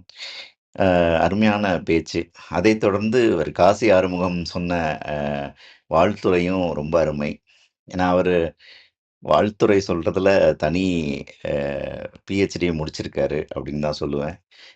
நிறைய இடத்துல நிறைய புத்தகங்களுக்கு வாழ்த்துறை சொல்கிற விதத்தில் இது வந்து ஒரு பெரிய சுமையாக கூட இருக்கலாம் அவருக்கு. ஏன்னா அதை படிக்க வேண்டிய கட்டாயம் முதல்ல இருக்கும். அதுக்கப்புறம் அவருடைய புலமையை அதில் சொல்லி, அவருடைய பார்வையை சொல்லி, அவர் எடுத்துக்கிட்ட விஷயத்த சொல்லி, இந்த மாதிரி நிறைய விஷயங்களை வந்து அவர் வந்து டீகோட் பண்ண வேண்டிய பொறுப்பு இருக்கும். ஸோ அந்த பொறுப்பு யாருக்கு இருக்குன்னு நம்ம எல்லாருக்கும் தெரிஞ்சிருக்கு. ஸோ அது மாதிரி அவரும் அதை எடுத்துக்கிட்டு எப்போதுமே அதை சிறப்பாக செய்வார். ரொம்ப அழகான விரிவுரை அப்படித்தான் சொல்லணும். அரசி அவங்களுடைய பேச்சும் ரொம்ப நிதானமான ஒரு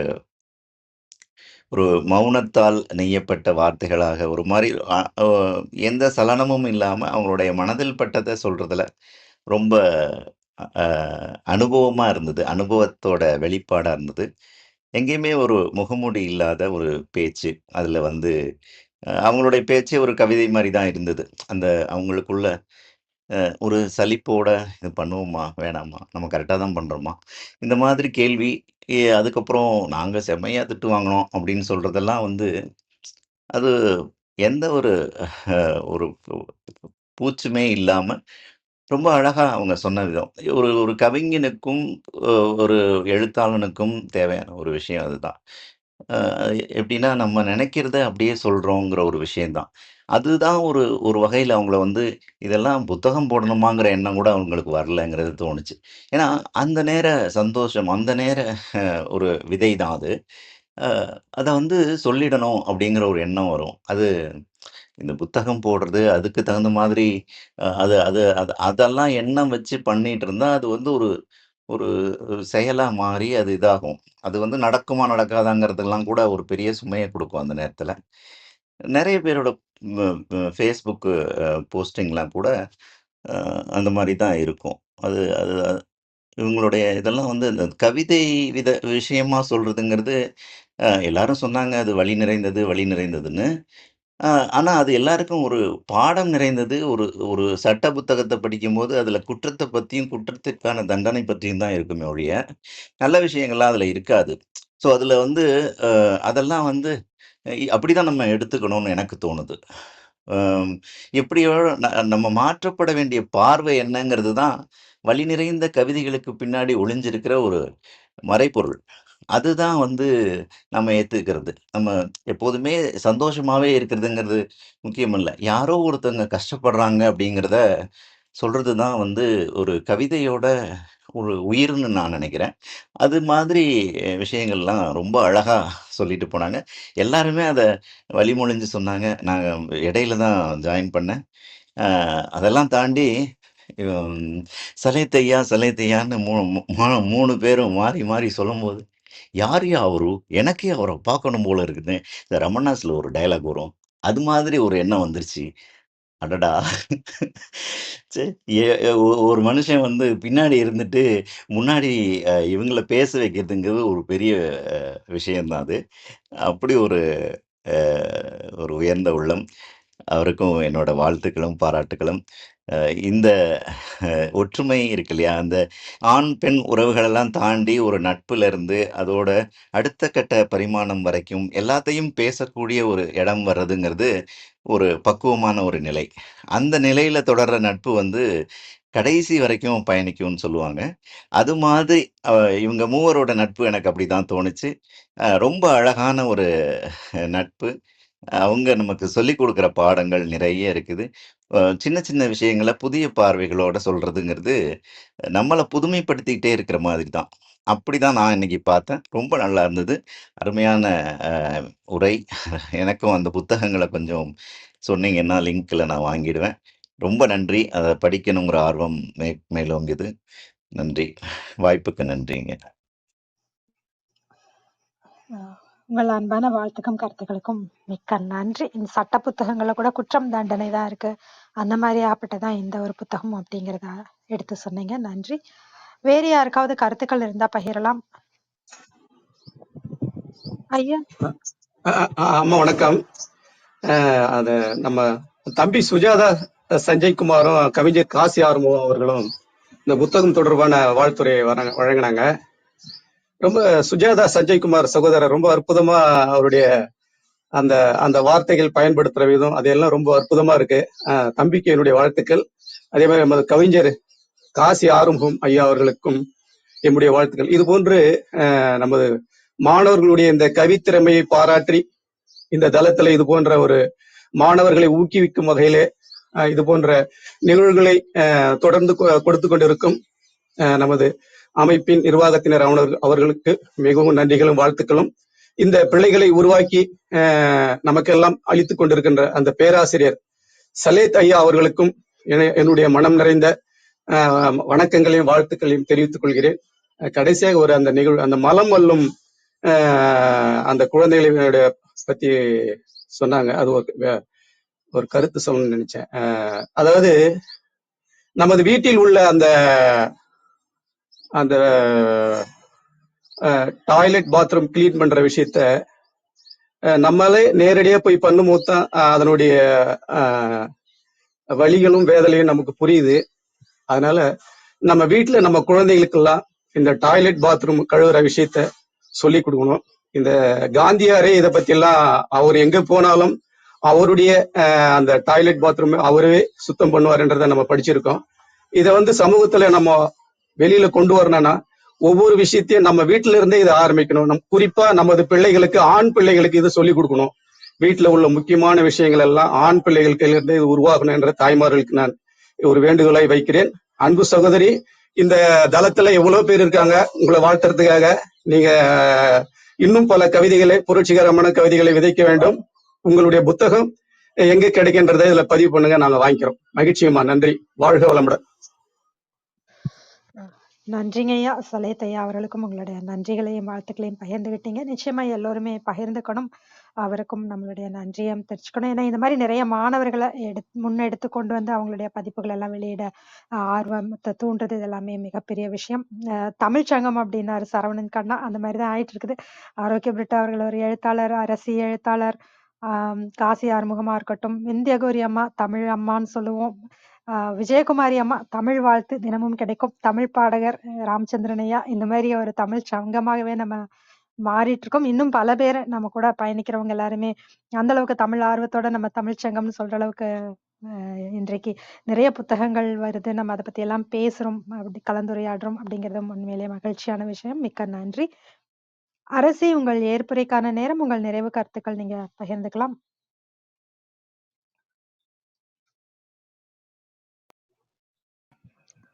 அனைவருக்கும் மீண்டும் வணக்கம்.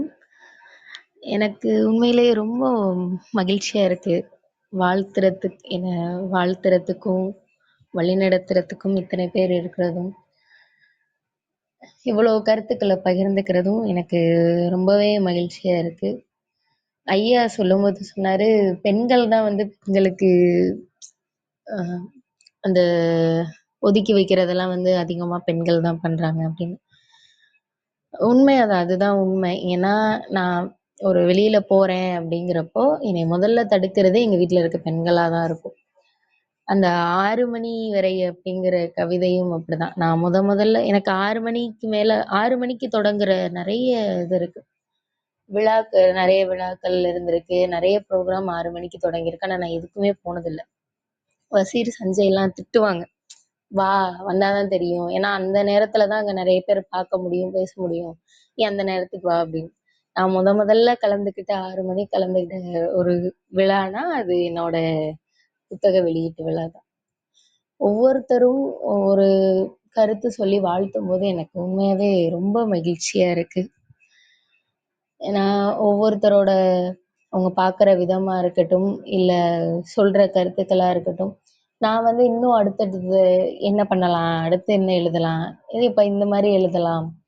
ஏன்னா, இதுக்கு நல்ல வரவேற்பு இருக்கு. இது உங்களுக்கு புடிச்சிருக்கு. அப்ப இது மாரி நம்ம எழுதலாம் அப்படின்னு சொல்லி நான் ஒவ்வொன்னையும் என்னை யோசிக்க வைக்குது. கண்டிப்பா உங்க ஊக்கமும், உங்களோட வாழ்த்துக்களும் என்னைய வந்து இன்னும் நெறைய எழுத வைக்கும். இன்னும் நெறைய எழுதுவேன். இன்னும் புத்தகங்களும் போடலாம். அனைவருக்கும் நன்றி. மிக்க நன்றிங்க அரசி. இன்னும் நிறைய புத்தகங்கள், நீங்க கவிதைகள், நூல்கள் இன்னும் நிறைய எழுதணும். இன்னும் உங்களுடைய கருத்துக்கள் நிறைய பேர் சென்றடையணும் அப்படின்னு இங்க இருக்கிற அனைவர் சார்பாகவும், சரித்திரம் படைப்போம் தளம் சார்பாகவும் மனமாற வாழ்த்துகிறோம். பேச்சாளர்களாக கலந்து கொண்டு தங்கள் அன்பையும் வாழ்த்தையும் கருத்துக்களையும் பகிர்ந்து கொண்ட ஒவ்வொருவருக்கும் நன்றி. தொடர்ந்து பொறுமையாக கவனித்துக் கொண்டிருக்கும் அனைத்து கவனிப்பாளர்களுக்கும் நன்றி. செந்தில்குமார் அவர்கள் தன்னுடைய வாழ்த்துக்களை பகிர்ந்திருக்கார். அருள் சேவியர் அவர்களும் அரசி சகோதரிக்கு வாழ்த்துக்கள். திருத்தப்படாத கவிதைகள் மூலம் இந்த சமூகம் திருந்த ஒரு வாய்ப்பு, நல்ல முன்னெடுப்பு, துணிவு, திறமை, வாழ்த்துக்கள் பல அப்படின்னு சொல்லியிருக்காரு. அரசி அவர்களும் அந்த நூலை எப்படி வாங்க முடியும் அப்படிங்கிறத குறுஞ்செய்தியாக பதிவு பண்ணியிருக்காங்க. மிக்க நன்றி. மறு ஒலிபரப்பு வாயிலாக கேட்கவிருக்கும் அனைவருக்கும் நன்றி. மீண்டும் நாளை காலை 6 மணிக்கு சரவணன் கண்ணா அவர்களின் சிறப்புரையில் அனைவரும் கலந்து கொள்ள வேண்டும் என்று அன்போடு கேட்டுக்கொண்டு விடைபெற்றுக் கொள்கிறோம். அனைவருக்கும் நன்றி, அனைத்திற்கும் நன்றி, ஆண்டவனுக்கும் நன்றி. 5, 4, 3, 2, 1 நன்று.